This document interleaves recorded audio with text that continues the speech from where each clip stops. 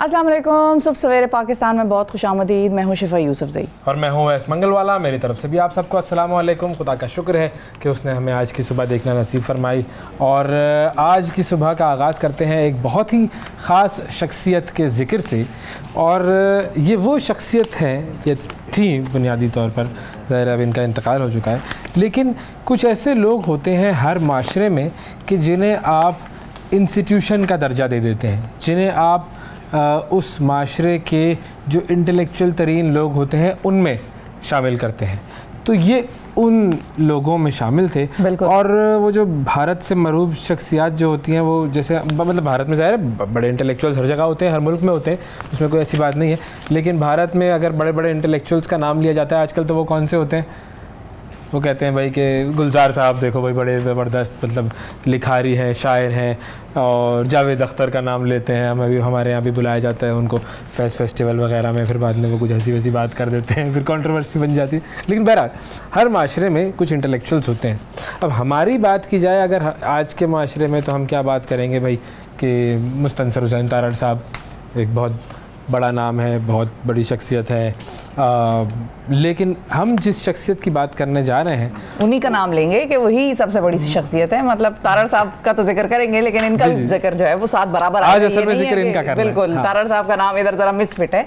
अशफाक अहमद तारड़ साहब का तो मैं कह रहा हूँ कि अब आज की जिंदा है ना अभी, हाँ बिल्कुल, तो वो इस वजह से आज के ज़माने में वो एक इंटेलेक्चुअल के तौर पर जाने जाते हैं, माशरे पर उनकी ज़ाहिर है गहरी नज़र है। लेकिन जिनका इंतकाल हो चुका तो उसमें हम कहेंगे कि जी अशफाक अहमद साहब। बिल्कुल बिल्कुल, उर्दू और पंजाबी जो है ये इनकी मेन लैंग्वेजेस थी, जिसमें कि इन्होंने अपना जो अदब है, अपनी जो सोच है, फिक्र है, वो लोगों तक पहुंचाई।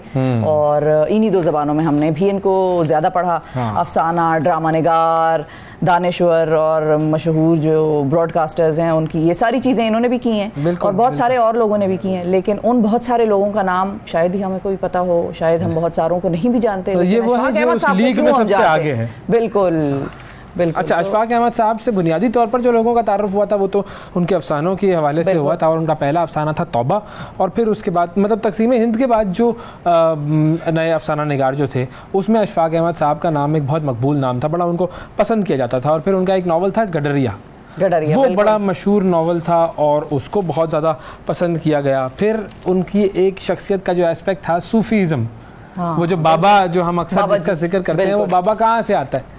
वो बाबा जो है वो आप अशफाक अहमद साहब की तहरीरें पढ़ें तो उसमें आपको मिलता है कि दुनिया में बहुत सारे बाबे हैं इधर उधर। वो बाबे बुनियादी तौर पर वो नेक लोग हैं जो कि उनसे मिलते रहे और उनको बहुत सारी चीज़ें सिखाते रहे। हाँ, और फिर बहुत सारी चीज़ें ज़ाहिर है हमने भी अशफाक साहब से सीखी। और बहुत सारे जो हमारे माशरती मसाइल हैं या माशरती किसी जगह में आप ज़िंदगी है, रिश्ते हैं, इनकी सारी बहुत सारी जो चीज़ें हैं, जहतें हैं, वो वक्त के साथ साथ खुलती हैं और वक्त के साथ साथ आपके डिफरेंट चैलेंजेस होते हैं। तो उन चैलेंजेस को भी एड्रेस किया है अशफाक अहमद साहब ने। और इनके जो मशहूर अक़वाल ज़र्री हैं वो अक्सर इनकी बेगम के साथ आते हैं। हाँ, बानो कुद्सिया साहिबा के साथ अक्सर आते हैं कि मैंने अशफाक साहब से ये पूछा और फिर अशफाक साहब ने इसका जवाब दिया, या अशफाक साहब ने बानो कुद्सिया के बारे में या किसी की बात के बारे में कोई जुमला कहा और उसमें बानो साहिबा ने फिर ये जवाब दिया। तो ये इनका जो मकालमा है उससे ही बहुत सारी चीज़ें जो हैं वो हमारे लिए गिरें खुलती जाती। 22 अगस्त 1925 को फिरोजपुर में पैदा हुए थे अशफाक अहमद साहब।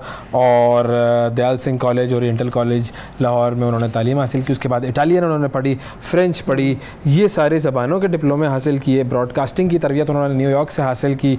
और दास्तान गो और लैलो नहार, ये वो मजमूए थे, रिसाले थे जिनके वो मुदीर भी रहे। बिल्कुल। और एक मोहब्बत 100 अफसाने, उजले फूल, सफ़र मीना, फुलकारी, ये अफसानवी मजमूए हैं उनके। और रेडियो का एक मशहूर ड्रामा है तलकीन शाह, वो इन्होंने क्रिएट किया था। पाकिस्तान टेलीविज़न के लिए इन्होंने 80 की दिहाई में बहुत कुछ लिखा। और मनचले का सौदा, ये बहुत ही कमाल ड्रामा है, इसको आप YouTube पर जाकर देख सकते हैं। तोता कहानी बहुत कमाल उनका एक जो है वो ड्रामा की सीरीज़ थी। हुस्न कारकर्दगी का तमगा मिला, सितारा इम्तियाज़ मिला, हिलाल इम्तियाज़ मिला। और 2004 में 7 सितंबर को उनकी वफ़ात हुई थी। और 22 अगस्त यानी आज के दिन उनकी पैदाइश हुई। अगस्त में बड़े जो है ना इंटेलेक्चुअल लोग पैदा हुए हैं वैसे ये और हैं बहुत सारे हैं, आप इधर तो देखें नजर आएंगे आपको। नहीं तो वो तो जो पैदा हुए हैं वो तो क्या कुछ कर गए ना, तो इसने क्या किया मतलब जो पैदा कर रहा हूँ। हाँ, तो जब आप कर जाएंगे तो हम यकीनन आपको याद करेंगे। मेरे मरने के बाद आप लोग एक प्रोग्राम नाम लिखवाना है और जब ये नहीं होंगे तो हम फिर याद करेंगे कि भाई एक शख्स था यहाँ से ही गुजरा था। हाँ। तो ये हम करेंगे, ऐसी बातें करेंगे सारी। इसके लिए मुझे मरना पड़ेगा, लेकिन कुछ करना पड़ेगा, मरना नहीं पड़ेगा। कुछ करके मरना पड़ेगा तो फिर मरेंगे, तो फिर ये बात होगी, वरना तो ऐसे तो फिर हम कह के बस हम भी निकल ही जाएंगे यूं। सही बात है, बिल्कुल। चलें फिर मैं 60 सेकंड न्यूज़ दिखा देता हूँ, फिर सोचता हूँ कि क्या करना है। देखिए 60 सेकंड न्यूज़। सदर मुमलिकत ने अपने सेक्रेटरी वकार अहमद की खिदमात वापस कर दी। बिल्स की फाइल सदारती चैम्बर में है, रिकॉर्ड पेश करके बेगुनाही साबित करूंगा। सदर आरिफ अलवी को सेक्रेटरी का खत। साइफर केस में शाह महमूद कुरैशी 4 रोज़ा जिस्मानी रिमांड पर FIA के हवाले। निगरान हुकूमत का बिजली की तकसीमकार कंपनियों की मलकियत सूबों को देने का फैसला। पाकिस्तान और अफगानिस्तान के दरमियान वनडे सीरीज़ का आगाज़ आज होगा। भारतीय फ़ौज की LOC पर फायरिंग, 1 शख्स शहीद और 3 ख़वातीन ज़ख्मी। 7 बच्चों की कातिल बरतानवी नर्स को उम्र कैद की सज़ा। गेम्बिया के सदर और तमाम हुकूमती ओहदेदारों के सफ़र पर पाबंदी आयद। डेनमार्क और नीदरलैंड की तरफ से यूक्रेन को F-16 तैयारों की फराहमी, रूस बरहम। अमरीकी रियासत कैलिफोर्निया में समुद्री तूफ़ान ने तबाही मचा दी। शदीद बारिशों के बाद सैलाबी सूरत हाल पैदा हो गई। जी ये थी 60 सेकंड न्यूज़। देखें भाई क्या हो गया है मामला। सदर साहब के बाहर जाने पर पाबंदी आयद कर दी गई है और तमाम जो असेंबली के मेंबरान हैं वो भी बाहर नहीं जा सकते। गैम्बिया वालों ने ये कर दिया। हाँ। उन्होंने कहा सदर मुमलिकत साहब आप तो आप भी इधर ही बैठे और सारे जो मेंबरान हैं वो भी इधर ही बैठे, कोई बाहर नहीं जाएगा। तो क्या कर रहा है हमारे यहाँ भी है ना वैसे, ऐसी तो हम भी ऐसी पाबंदी, बस सदर साहब पे नहीं लगी फिलहाल। बाहर जाने की तो है, सदर साहब की फिलहाल ऐसी बाहर जाने की पाबंदी नहीं है, क्योंकि खैर वो मनसब पे हैं। जब मनसब से हटेंगे तो फिर तो बहुत कुछ उन पे जो है। फिर भी बहुत सारे लोग बाहर जा रहे हैं। हाँ बहुत सारे लोग बाहर जा रहे हैं और ये आपको जरा कुछ नंबर्स बताते हैं, आपको भी जरा जगाते हैं। अगर अभी तक आप नींद में और गनूदगी में बैठे आंखें मल रहे हैं टीवी के आगे, क्या जगाना है कि वो भी बाहर जाएं? They are free to choose. हाँ, बिल्कुल। You are free to go to your anywhere. बिल्कुल। अच्छा पाकिस्तान में जाहिर है महंगाई है, हमने देखा कि लॉ एंड जस्टिस या क्रिमिनल जस्टिस सिस्टम का निज़ाम उस तरह से इंसाफ की फराहमी आम आदमी के लिए उस तरह से मुमकिन नहीं है। हमेशा हम देखते हैं कि बड़ा अमीर जो है वो अरबों चुराता है, उसको छोड़ दिया जाता है। जो गरीब है उसने रोटी चुरा ली तो उसको अंदर है, वो सड़ रहा है अंदर। लेकिन खैर बहुत सारी चीज़ें होती हैं, बहुत सारे ऐसे अवामिल होते हैं जो किसी को मजबूर करते हैं कि वो अपना मुल्क छोड़कर जाए, वरना उसने पूरी ज़िंदगी अपने मुल्क में बनाई है, लोगों से रिश्तेदारियाँ कायम की हैं। बहुत मुश्किल होता है कि आप किसी नई जगह जाके अपनी जिंदगी शुरू दिल आपका दिल का रिश्ता होता है मुल्क से। बिल्कुल। तो अब रवां साल के जो इब्तिदाइया 7 माह हैं उनकी रिपोर्ट सामने आ गई है, जिसमें बड़े चौंका देने वाले आदादोशुमार है। लेकिन फिर पिछले आदादोशुमार अगर हम पिछले साल के देखें जिसमें 8-9 लाख लोगों का फिगर आ रहा था सामने कि वो छोड़ के चले गए, तो फिर ये बहुत ज़्यादा अचंभे की बात भी नहीं लगती। Bureau of immigration and overseas employment की रिपोर्ट के मुताबिक 7 माह के दौरान 4,50,110 पाकिस्तानी मुल्क छोड़कर जा चुके हैं। ये 2023 के पिछले जो गुज़िश्ता चंद माह हैं उनके हवाले से जनवरी टू जुलाई। जी बिल्कुल। और इनमें से 1,92,000 से ज़ायद मजदूरी करने वाले अफराद हैं। ज़ाहिर है जो हमारी लेबर क्लास है जो जाती है मजदूरी के लिए। अच्छा फिर 4,705 इंजीनियर्स हैं, 1925 डॉक्टर्स हैं और तालीम के शोबे से वाबस्ता 764 अफराद शामिल हैं। और तर्क वतन करने वालों में 12,700 से ज़ायद अफराद आला तालीमी याफ्ता हैं, जबकि 26,400 अपने अपने शोबों में महारत रखने वाले लोग हैं, जिसमें स्किल्ड वर्कर भी आएगा और अनस्किल्ड वर्कर या जो है वो भी आएंगे। अच्छा 2 लाख से ज़्यादा अफराद जो हैं वो सऊदी अरब और 1,21,000 मुत्तहिदा अरब अमारात की तरफ गामजन हुए। अच्छा तो ये वो इमिग्रेशन ममालिक में ज़्यादा वो होता है। अब देखिए अब ये जितने लोग जो पढ़े लिखे लोग या लेबर क्लास, ये लोग अगर मुल्क को छोड़ के सारे चले जाएंगे तो फिर इस मुल्क का क्या होगा? सबसे बड़ा सवाल ये है। जी बिल्कुल। सब चाहे कुछ भी हो रहा हो, चाहे कुछ भी हो रहा हो, ये प्रॉब्लम्स आप देख रहे हैं चल रही हैं, मुख्तलिफ चीज़ें हैं, महंगाई है, लाकानूनियत है, सब कुछ है। लेकिन अगर हम सब छोड़ के चले जाएंगे तो होगा क्या? अब बहुत सारे लोगों का जवाब इसमें ये होता है कि देखिए मैंने अपने हिस्से की कोशिश की, मामला सही नहीं हो रहे तो अब मैं जा रहा हूँ।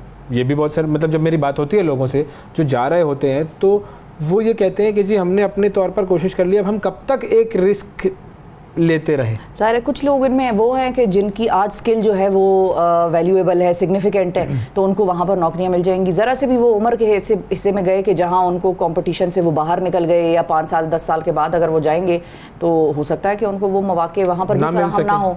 तो बहुत सारे लोग ऐसी मजबूरियों में भी घिरे होते हैं। अच्छा फिर कुछ ऐसे हैं जो यहाँ बिल्कुल ही बेरोजगार बैठे हैं, उनको पता है कि भाई हमारी ये स्किल है, यहाँ पर नौकरी नहीं लग रही, या तो सिफारिश का कल्चर है या भाई ऊपर से आ गई है, नौकरी बंद हो गई है, कोई और शख्स आ गया है बगैर इंटरव्यू के उसको रख लिया गया। तो बहुत सारे ऐसे भी हमें मिलेंगे। स्टूडेंट्स हैं, वो ये कहते हैं कि भाई हम जब बाहर, अच्छा उसमें बहुत सारे ऐसे भी होंगे यकीनन कि जिनका कोई बहुत ज़्यादा वो दिल का रिश्ता है, दिल का मामला नहीं होगा, वो अपनी फैमिली के बारे में पहले सोचेंगे कि भाई कल को मेरे बच्चे भूखे सोए, इससे बेहतर है कि जो अपॉर्चुनिटी आज हासिल है उसको आप अवेल कर लें। तो अच्छा, लेकिन जब आप जाते हैं बाहर तो अक्सर औकात एक गड़बड़ भी होती है। वो गड़बड़ क्या है वो मैं आपको बताता हूँ जी, और इस पे बड़ा मुकदमा चल रहा है। वो क्या? बड़ा केस खुल गया, कट्टे खुल गए। वाला नहीं सिलसिला हम बता रहे हैं, ठीक है, ये ऑफिशियल वाला डंकी वाला, डंकी वो, हाँ वो डंकी वाला, जो कश्तियों में बैठ के और कंटेनर्स में, ये वो नंबर ऑफिशियली क्या हुआ है। हाँ, ये वो ऑफिशियल नंबर्स है जो कि सरकारी अदादोशुमार है, जिन्होंने वीजे अप्लाई किए होंगे, जिन्होंने टिकट्स लिए होंगे, ये वो वाले नंबर थे। ये डंकी वंकी वाला काम हम नहीं करते और ना उसको इनकरेज करेंगे। रोमन सल्तनत जब अपने उरूज पे थी ना, तो उसमें रिश्वत लेकर यानी कि गवर्नमेंट के ओहदेदार रिश्वत लेते थे और ओहदे और तमगे देने का रिवाज उस वक्त फैल गया जी। रिश्वत दो और वो तमगा इम्तियाज, तमगा जुर्रत वगैरह जो भी उस वक्त के होंगे, उनके रोमन जो तमगे थे वो मिलते थे उनको, मेडल ऑफ ऑनर्स जिनको कहा जाता है। अब इस सल्तनत के जवाल की एक वजह यही रिश्वत सितानी भी थी। बरतानिया में भी बड़ा एक ऐसा स्कैंडल आया है सामने, जिसमें बादशाह चार्ल्स का जो खैराती अदारा है वो मुलव्विस है। और ये स्कैंडल उस वक्त शुरू हुआ जब चार्ल्स अभी बादशाह नहीं बने थे। 2017 में एक ख़त मीडिया में आया और ख़त में शहजादा चार्ल्स से मुंसलिक इदारे ने सऊदी अरब की एक अमीर शख्सियत को लाखों पाउंड्स के बदले नाइटहुड यानी सर का जो खिताब होता है वो और बरतानवी शहरियत की पेशकश की थी कि भाई आप चंद लाख पाउंड दें हमें तो हम आपको बनाएंगे सर फलाना बिन फलाना जो भी होगा। और आपको सर का खिताब, बिल्कुल सर सैयद जिसका हमारे यहाँ मिला हुआ है, सर सैयद अहमद खान साहब को। तो उन्होंने कहा कि हम आपको शहरियत भी देंगे। अब बरतानवी पुलिस 18 माह इस मामले की तहकीकात करती रही, फिर ये तहकीकात बंद करने के रहा, छोड़ो रहने दो, अब ये तो चार्ल्स वाल्स है ना, रहने दो। तुम अच्छा, तहकीकात ही बंद हो गई? तहकीकात बंद। उसके बाद बरतानिया में शदीद तनकीद की जा रही है। फिर गुज़िश्ता बरस बादशाह चार्ल्स के एक और इदारे के खिलाफ भी तहकीकात नहीं की गई। उसमें कतर के वज़ीर आज़म से 3 मिलियन पाउंड लेने का इल्ज़ाम आयद किया गया था। तो ये बेसिकली ये धंधे हो रहे थे कि आपको नेशनैलिटी दे देते हैं वो पैसे वैसे लेकर। तो चार्ल्स ने कहा होगा ना, चार्ल्स ने कहा होगा कि भाई मैं थोड़ी था उस वक्त किंग, मेरी माँ थी। तो किंग का मसला नहीं है, बात ये कि तुम्हारी ऑर्गेनाइजेशन थी, ये गड़बड़ कर रहे थे तुम चूंकि वो कॉन्फ्लिक्ट ऑफ इंटरेस्ट है। तुम्हारी अम्मी जो है वो, लेकिन वो यही कहती है, वो क्वीन है, वो यही कहता, अगर पाकिस्तान में होता वो यही यकीनन कहता कि भाई मेरी माँ क्वीन है, अब मेरा इसमें क्या कसूर। हाँ सही है, हाँ मेरा क्या कसूर है, मैं थोड़ी हरकतें अलग, मेरी माँ की अलग, मेरे बाप की अलग, यानी कि वो एक अलग अलग खानदान। बिल्कुल, पूछो ही ना कि आपके बेटे ने ब्रेड खाई है तो ब्रेड से अचानक वो पिज्जे पे कैसे आ गया। हमारा मसला नहीं, नौकरी करता नहीं है वो, लेकिन पिज्जे वो खा रहा है, फटका रहा है। अच्छा एनीवे, आपको बरतानिया ही की एक खबर हम और भी देते चले। अब ये कितने लाख डॉलर में मिल रहा है वीजा, कुछ पता है? अच्छा नहीं, मुझे वीज़े का नहीं पता, लेकिन मुझे इतनी इन्वेस्टमेंट का जरूर पता है कि एक इन्वेस्टमेंट वीज़ा की भी टाइप होती है कि जिसमें आप वहां पर जाकर दुकान खोल लें या कुछ कर लें। उसमें जो लास्ट आई चेक तो उसमें आपने 4 लाख पाउंड इन्वेस्ट करने हैं। बहुत होते हैं भाई, उस वक्त तो थोड़े कम थे वैसे, अब तो करोड़ों बनेंगे ये। उस वक्त जरा कम थे। 4 लाख पाउंड आपने, 4 लाख या 2 लाख पाउंड आपने इन्वेस्ट 5 लाख पाउंड भी अगर कर दिया हो तो 1 पाउंड कितने का है, 350 रुपए से लगा लो तो बहुत पैसे हो गए। नहीं कर सकता भाई, मैं, मुझे वतन से मोहब्बत है। फिर उसमें ये भी एक शर्त होती है कि आपने इतने लोगों को, मतलब वो नंबर बता देते हैं आपकी इन्वेस्टमेंट को देखते हुए कि 3 लोग हैं तो आपने उनको भी हायर किया हुआ है, या 4 लोग हैं तो आपने उन 4 लोगों को भी हायर किया हुआ है। तो आप बेसिकली रनिंग बिजनेस अपना दिखाते हैं, फिर वो आते हैं आपसे सवाल जवाब करते हैं, आपका बिजनेस मॉनिटर करेंगे कुछ टाइम के लिए, and then they will provide you with the resident permit जो होता है, जिसको परमानेंट रेजिडेंसी कह सकते हैं या इंडेफिनेट वीज़ा भी उसको कहते हैं। मेरा ख्याल है कुछ इस तरह की कहानी है, लेकिन पता हमने भी किया था, लेकिन उस वक्त कुछ कर भी सकते थे, लेकिन फिर ख्वाहिश ये थी कि वापस आके काम करें। तो वापस आके जो कम से कम जितना दिखा सकते हैं और जितना कर सकते हैं उतना तो करें ना, फिर बाकी आगे देखेंगे। अब सोचा जा सकता है। खैर एनीवे, बरतानिया लेकिन ये है कि खतरनाक हो गया। वो जो नौज़ायदा बच्चों वाली लूसी लेटवी थी, नर्स, उल्टा सीधा चीजें मत सोचें। ये वतन हमारा मुल्क है, इसको हमने मेहनत करके हम बेहतरी की छूट, वो जो क्या वो था वाकया कि चिड़िया अपने चोंच में एक कतरा भी लाकर डालती थी। आपने अपने हिस्से का क्या काम किया है? अगर आप गड़बड़ कर रहे हैं तो आप भी उतने ही मुजरिम हैं जितनी बड़ी गड़बड़ करने वाला है। आपकी जो दस्तरस थी उसमें छोटी गड़बड़ थी, आपने वो कर ली। बिल्कुल। उसकी दस्तरस में बड़ी गड़बड़ थी, उसने वो कर ली। तो आप में और उसमें फ़र्क नहीं है कोई, तो इसीलिए अपने आप को बेहतर करने की कोशिश कीजिए। ऐसा ही है जी। अच्छा, बरतानिया का जो जाहिर है वो जो लूसी लेडबी वाला केस चल रहा है कि जिसमें बरतानिया में नौज़ायदा बच्चों को कत्ल करने की कोशिश करने वाली जो नर्स है उसको आखिरकार जो है सज़ा सुना दी गई है, ये आज की खबर है। और नर्स पर इल्ज़ाम ये था कि उसने 7 नौज़ायदा बच्चों को कत्ल किया है और मजीद 6 बच्चों को भी मारने की कोशिश की गई थी, ताहम वो बच गए थे। अच्छा, 33 साल लूसी जो है उसको ताहयात उम्र कैद जिसको हम कहते हैं उसकी सज़ा सुनाई गई है, जिसके बाद वो अपनी बाकी मानदा जितनी भी बची कुछ ज़िंदगी है वो जेल की सलाखों के पीछे ही गुजारेंगी। और वो शुमाली इंग्लैंड के जो काउंटीज ऑफ चेस्टर है वहाँ पर काम करती थी बच्चों के वार्ड में। बिल्कुल। और उसने 5 बच्चों और 2 बच्चियों को कत्ल किया और उसने बच्चों को मारने के लिए वही हमने कल आपको बताया था कि अजीब अजीब तरीके वो पिला के दूध पिला के और जिसको इंसुलिन का टीका लगा दिया किसी को, तो इस तरह से उसने ये कार्रवाइयां डाली के जरिए हवा भर दी किसी बच्चे के जिस्म में, बिल्कुल किसी को ज़बरदस्ती ओवर फीडिंग करवा दी उसने। तो ये सारी सूरत हाल है। उसको अब लाइफ इम्प्रिजनमेंट की सज़ा जो है वो सुना दी गई। 7 बच्चों को मारने पर भी आप जिंदा रहेंगे, बस ये है एक मसला। हाँ, उन ममालिक में मेरा ख्याल है कि कम ही है ऐसा पालो भाई पालो, कैपिटल पनिशमेंट वैसे देख लेते हैं, कैपिटल पनिशमेंट इन यूके मिली हो बहुत कम मिलती है, लेकिन the last execution in the UK was on 13 August 1964 for murder. भाई आप पालते रहें, आपके अपने माशरे, आपके अपने मसाइल हैं। हमारे लिए तो कुरान में हम भी तो पाल ही रहे हैं, वैसे नहीं, हमारे मामले में तो कुरान में लिखा हुआ है कि कत्ल के बदले कत्ल जो मामला है, जान के बदले जान, उसी में माशरे की ज़िंदगी है। अब आप कुछ भी कर लें वो आयत नहीं चेंज हो सकती, कितने भी आप वेस्टर्नाइज्ड हो जाएं, ये चीज़ें सही नहीं है। बहरहाल अच्छा, ये जो है वो एक और तहकीकात में पढ़ रहा था, बड़ी अहम तहकीक सामने आई है और मुझे पता ये चला है तो मैंने सोचा कि शेयर कर दूं। इसका वैसे बात करने का इस वक्त कोई वो मूड चेंज करने के लिए मैं आपको बता देता हूँ ये तहकीक। अच्छा, ठीक है ना। वो तहकीक क्या है कि शादी की अंगूठी है, जो मंगनी की अंगूठी है, वो इन्हीं बातों के लिए ये रह गए हैं बस। शादी मूड चेंज कर लूँ ना। अच्छा चलो ठीक है, बाहर जाने का एक तरीका शादी करना भी होता है। हाँ, आपको कैसे पता? सब पता है मुझे। कौन सी उंगली में पहनी जाती है अंगूठी? ये रिंग फिंगर। Ring finger. अब ये रिंग फिंगर क्यों, यानी और मुझे आज तक लेफ्ट हैंड, औरत लेफ्ट में पहनती है, आदमी राइट में पहनता है, आदमी राइट में पहनता है, औरत लेफ्ट में पहनती है, यानी कौन किस में पहनता है? फोर्थ फिंगर यानी 1 2 3 4 ये इसी में पहने जाएगी जो पहनेगा। नहीं तो हाँ, वो अलग अलग होता है हाथ, इसी में पहना जाएगा। मेरा ख्याल है आदमी राइट में पहनते हैं। भाई ये हमेशा बाएं हाथ की चौथी उंगली में पहनी जाती है। क्यों? इसकी वजह ये है, दिल को कनेक्शन होता है उसका। जी, वो कहते हैं कि जी दिल का कनेक्शन होता है इस उंगली का। अच्छा, वो जो मिस्र में जो है ना, वो जो पुराने मिस्री एम्पायर, इजिप्ट वगैरह, उसमें भी रिंग फिंगर में ही पहनाई जाती थी ये। और क्यों? कदीम यूनान और रोम की सल्तनत में भी ऐसी रिवायत थी। और तसव्वुर यह है कि बाएं हाथ की चौथी उंगली से एक रग निकलती है, वो सीधी दिल की तरफ जाती है। और ज़ाहिर है दिल ही जज्बात का मरकज़ होता है, तो इसीलिए फिर शादी की अंगूठी इसी में पहनाई जाती है ताकि शरीक हयात से एक ताल्लुक कायम रहे, मजबूती का, दिल का ताल्लुक कायम रहे। हाँ बिल्कुल, दिल को चोट ना पहुँचे। बिल्कुल, चोटें पहुँचेंगी तो फिर मसला होगा। हाँ सही बात है, ऐसा ही है। लेकिन मैंने वैसे आपने तो चले, शादी कोई काम की बात होती है, कोई शादी भी काम की बात है। हाँ, शादी काम का रिश्ता है, ठीक है, चले सही है। वो अवैस का जहाँ तक माइंड जाता है, अवैस अभी अपने अशफाक अहमद साहब की बात की कि उनकी बानो कुदसिया साहिबा और शादी, और वो कितने एक दूसरे के साथ उन्होंने कितना ग्रो किया, माशरे को सिखाया उन्होंने। सिखाया, बिल्कुल सिखाया। चले आप भी सिखा रहे हैं, मैं मान लेती हूँ, ठीक है, गुस्सा ना करें आप, गुस्सा ना करें। मैं आपको अगली बात बताती हूँ, अगर आपको कोई कट वट लगे, कहीं जख्म वखम आए, दिल का जख्म, दिल टूट जाए, दिल तो टूट जाए, तो फिर वो आप डॉक्टर सही से लवाएंगे। ये जरा उससे निचले लेवल के कट हैं, जो आपको जरा ज्यादा लग गई, कोई सड़क पे गिर गया, जिसको ज़रा ज़्यादा ऐसी चोट लग गई कि जिसके लिए स्टिचेस जो है वो दरकार हैं,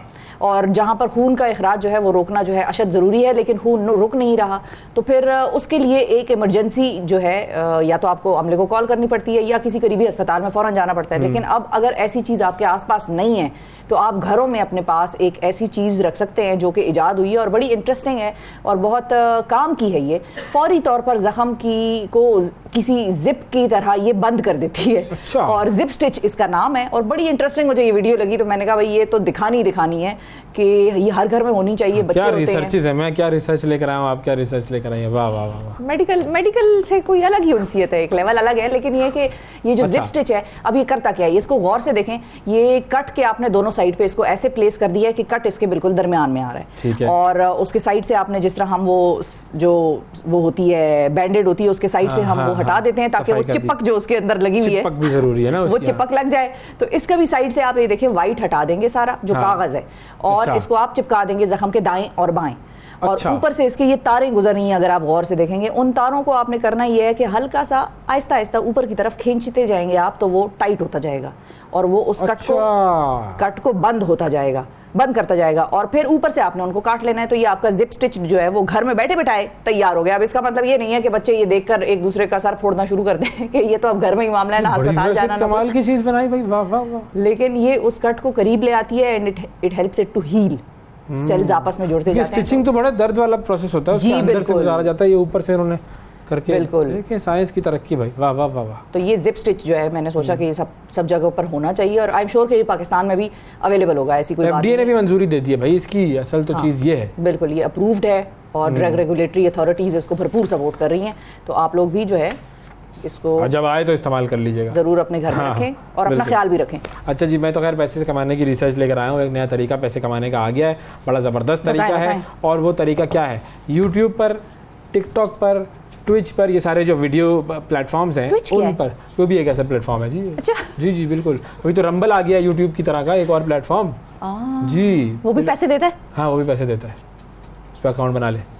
अच्छा, अब मैं आपको बताऊं उस पर कर क्या रहे हैं लोग अपनी नींद को लाइव दिखाते हैं भाई, नींद को, सो रहा हूं मैं, वीडियो बन रही है मेरी, अच्छा, और लोग देख रहे हैं। नहीं तो क्यों, बस पता नहीं क्यों देख रहे हैं, ये मुझे नहीं पता लोग क्यों देख रहे हैं, लेकिन जिसकी वो नींद की वीडियो चल रही है उसको पैसा मिलता है। ऐसे थोड़ी सो गए, नहीं भाई, सो रहे होते हैं, सचमुच सो रहे होते हैं। स्लीप स्ट्रीमर्स का नाम दिया गया है इनको, स्लीप स्ट्रीमर्स। सोते हुए अपनी वीडियो जो है वो आप उसको किसी सोशल मीडिया प्लेटफॉर्म पे डाल दीजिए, और आप उसको देखकर फिर हजारों डॉलर जो है वो लोग आपको पैसे मिल जाएंगे, आपको कमाई हो जाएगी। ये काम तो मैं दिन रात 24 घंटे कर सकती हूँ। तो कौम हमारी लग जाए पूरी इस काम पे। और क्या, इतना सरमाया है नाजरीन, हमारे तो कर्जे उतर जाए सारे। इसी ऑफिस से शुरू करते हैं। सही है, मैं शुरू करता हूँ सबसे पहले। मतलब मेरा कहने का मतलब ये है कि इधर ही है, हाँ, वीडियो लगाएं, OS सो रहा है और आप जो है वो प्रोग्राम कर लें। बेसिकली ये इसका नाम जो है ना, उसमें इस काम में अब नई तब्दीली करके लाइव एक्शन वीडियो गेम भी बना दिया है। अच्छा, उसमें होता क्या है कि लाइव स्ट्रीम के लिए लोग सोने की कोशिश करते हैं और सार्फिन पैसे देकर उन्हें जगाने की कोशिश करते हैं। ये भी एक सिस्टम है कि भाई मैं सो रहा हूँ, अब आप जगाएं मुझे।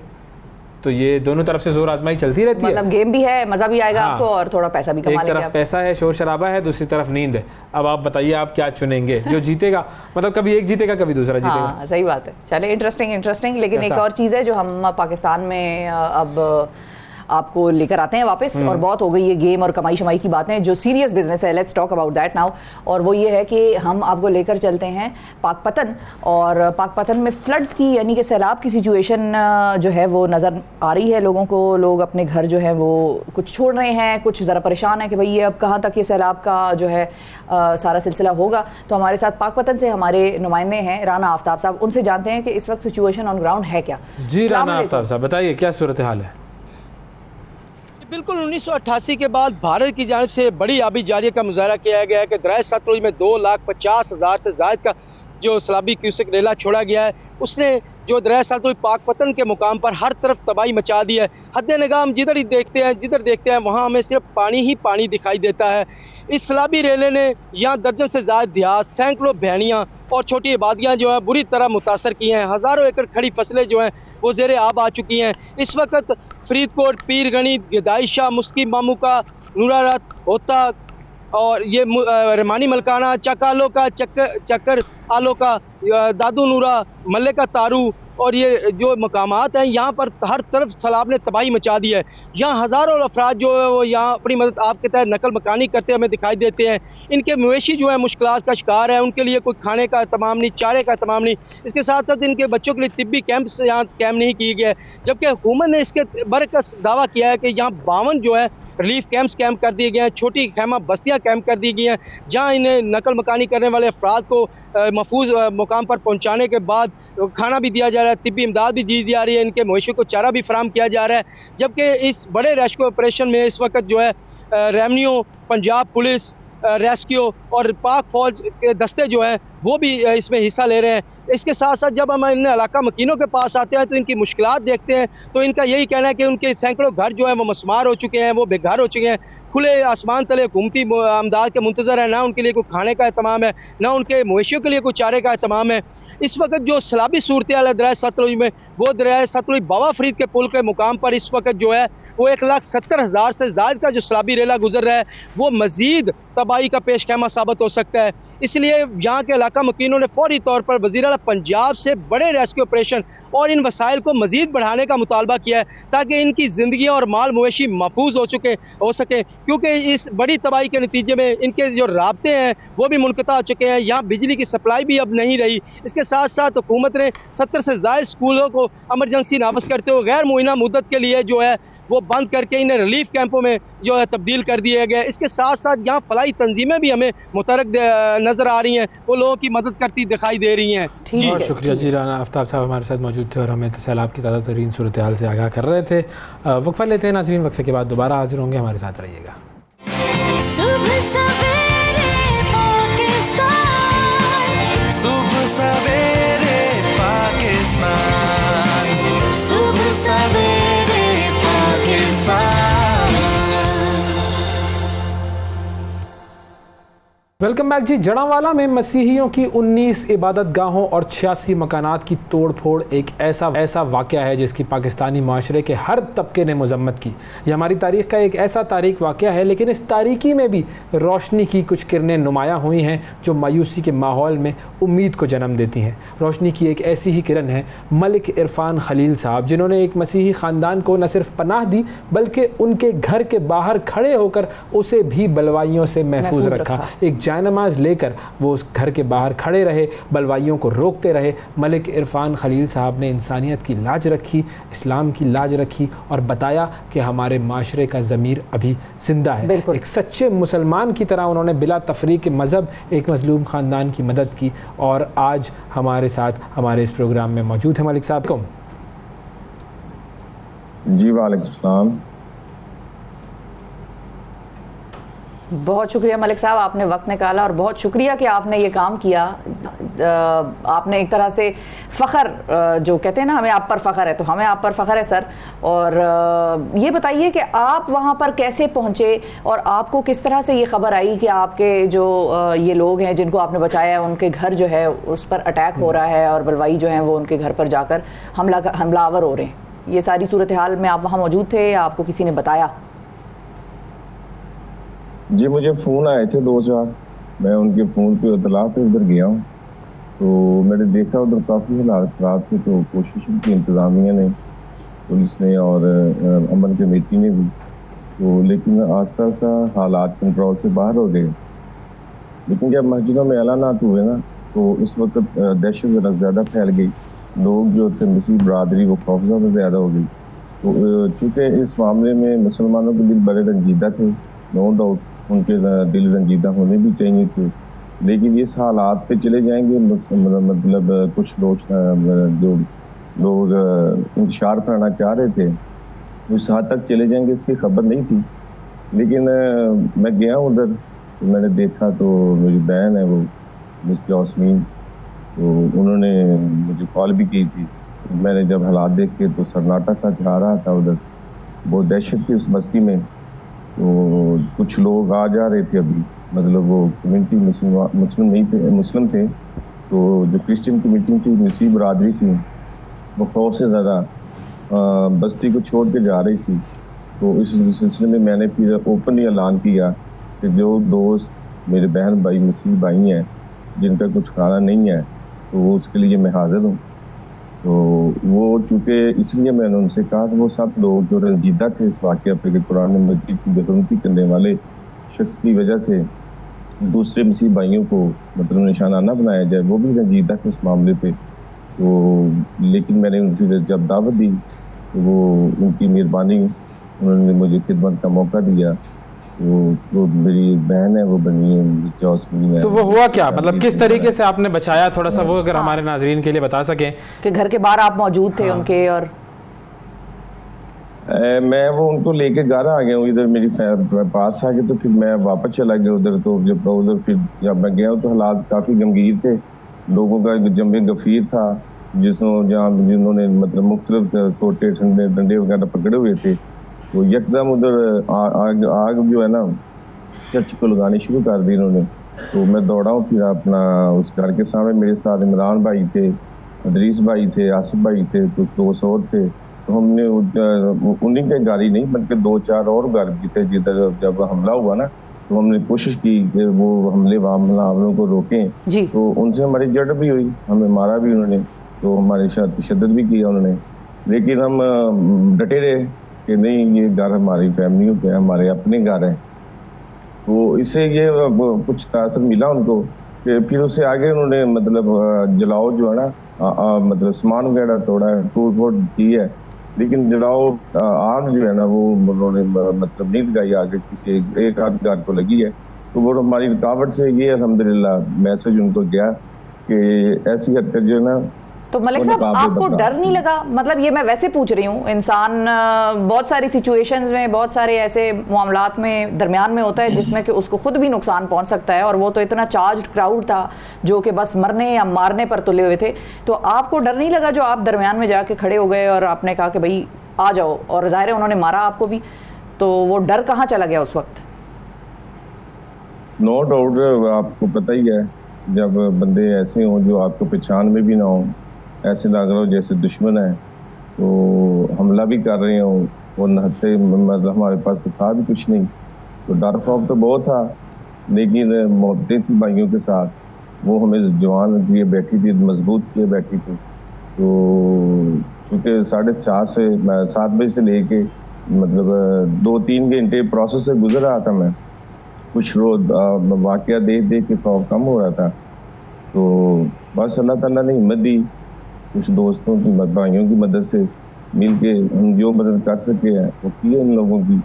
हमने उनको खाना भी दिया, फिर उसके बाद जो भी कर सकते हमने उनकी खिदमत की, उनके घरों को बचाने की कोशिश की। ये अल्लाह के नबी का हुक्म था, हमने उसके मतलब। तो ये जो लोग वहां पर आकर ये बलवा कर रहे थे, खबरों में तो ये आ रहा है कि वो लोग, बहुत सारे लोग ये रिपोर्ट कर रहे हैं कि वो बाहर के लोग थे, वो यहाँ के लोग नहीं थे, क्या ऐसा ही है?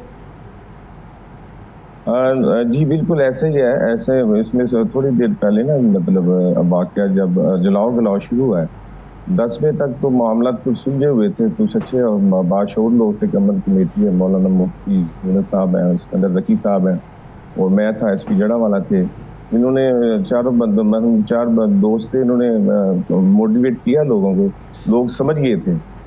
लेकिन अचानक कुछ मस्जिदों में ऐलानात हुए, कुछ इधर उधर से आउट ऑफ सिटी से जत्थों की सूरत में, ट्रालियों की सूरत में लोग आए हैं। तो समझे के बाहर हो गया, फिर ये क्या हुआ क्या नहीं, उसमें फिर किसी की चली नहीं, कुछ बस नहीं चला बस। सही। तो अब वो फैमिली जो है, जो आपके घर आकर रिहाइश पजीर हुए, वो अब उनका क्या है? वो आपकी तरफ ही हैं या वो वापस अपने घर चले गए हैं और अब आप लोग उनके लिए कुछ करने का सोच रहे हैं? परसों गए हैं सभी। तो मैंने उधर जाके लोगों के नंबर लिए हैं, टेलीफोन नंबर लिए हैं जो नसीब बरादरी थी, मैं इनको भी लेके गया हूँ। सबसे पहले यही लोग थे जिनको हम लेके गए उधर। तो मैंने उधर ऐलान किया, दोस्तों को बुलाया कि यार आबादी को बात किया जाए। लोग विजिट करके जा रहे हैं, आ रहे हैं, अफसोस कर रहे हैं, लेकिन इधर की कम्युनिटी जो नसीब बरादरी जो अपने घरों को लौटे वापस। और दोस्तों को 10-12 दोस्त थे राब्ते में, दोस्त कह रहा हूँ फैमिली। तो फैमिली को हमने मोटिवेट किया, वो अल्हम्दुलिल्लाह वापस आई। फिर देखते देखते सारी बस्ती अब आबाद होना शुरू हो गई अल्हम्दुलिल्लाह। तो बस अल्लाह पाक का शुक्र है कि कोई ऐसा जानी नुकसान मतलब ज़्यादा नहीं हुआ, लेकिन माली नुकसान बहुत ज़्यादा हुआ इस मामले में। मतलब जो हमारे मुस्लिम भाई थे वो गैर मुस्लिम थे, ये तो अभी पता चलेगा, मतलब क्योंकि तफ्तीश हो रही है। जिन्होंने जलाओ गिराव किया उसके खिलाफ कानून तो हरकत में है, इंशाल्लाह ताला उनको सज़ा मिलेगी। अच्छा, वो जो पूरा जो सूरत हाल थी, अब आपने उसके अंदर ये काम किया कि उनके घरों को बचाया, लोगों को बचाया, उस पर आपको कोई ऐसा शख्स मिला जिसने कहा हो कि इन लोगों को क्यों बचाने की क्या ज़रूरत थी? जी, जब हमने कहा था कि यार ये हमारे भाई हैं, तो इनका ये हमारे गम में शरीक हैं, हमारे दुख में हमारी जो दिल आज़ारी हुई है कुरान और सुन्नत, कुरान मजीद की बेहुरमती की, हमारे साथ है कि हम एक एतमाद दिला रहे हैं कि हम उस मुलज़िम को पकड़ाने में आपकी मदद करेंगे। इस सिलसिले में वो हाइपर हो गए हमसे कि आप लोग इनकी मतलब क्यों कर रहे हैं, इनकी सपोर्ट क्यों कर रहे हैं। तो बस वो नहीं समझ सकते, हम समझाने की कोशिश तो करते रहे हैं। इस सिलसिले में फिर मतलब तो मैं भी काफ़ी जगह पे हुई है, तकरार भी हुए हैं। आपको पता ही नहीं है, वो असल में क़यामत से मतलब जैसा समा था, तो हर तरफ खौफ और दहशत थी, पुलिस बेबस थी बेचारी, और इंसान जो है बंदा खिदमत करने वाला या कुछ मतलब करने वाला, उसकी भी हिम्मत जवाब दे रही थी। इससे इस मतलब प्रोसेस में भी अल्लाह पाक ने दोस्तों को, जिन दोस्तों को हिम्मत की, अल्लाह पाक का शुक्र अदा करता हूँ। उन दोस्तों की मेहरबानी, उनका मोहब्बतों का भी शुक्रिया। उन्होंने अपने मुस्लिम होने के बावजूद गैर मुस्लिम मसीह भाइयों के लिए बहुत अच्छा इक़दाम उठाया और अपनी जान हथेली पर रख के उनके ख़ानदानों को बचाया, उनके घरों को जितनी कोशिश हो सकी बचाया। ये मैं उनका भी मशकूर हूँ, दोस्त का, अपनी टीम का, सबका। बिल्कुल सही। और असल चीज़ यही है कि हमें बुनियादी तौर पर आगे बढ़ना चाहिए, और जहाँ पर हम देखें कि किसी अक़लियत के साथ कोई जुल्म हो रहा है, कोई जबर हो रहा है, तो उसमें अपना किरदार अदा करना चाहिए। और ये चीज़ आपने हमें सिखाई है, उसकी जो एक प्रैक्टिकल एग्जाम्पल बन के आपने बताया है। बहुत शुक्रिया अदा करेंगे। मलिक इरफान खलील साहब हमारे साथ मौजूद थे, जिन्होंने जड़ावाला में मसीही घरों को, लोगों को बचाया बलवाइयों से। वक्फा लेते हैं, वक्फे के बाद दोबारा हाजिर होंगे। सुबह सवेरे पाकिस्तान, सुबह सवेरे पाकिस्तान, सुबह सवेरे पाकिस्तान।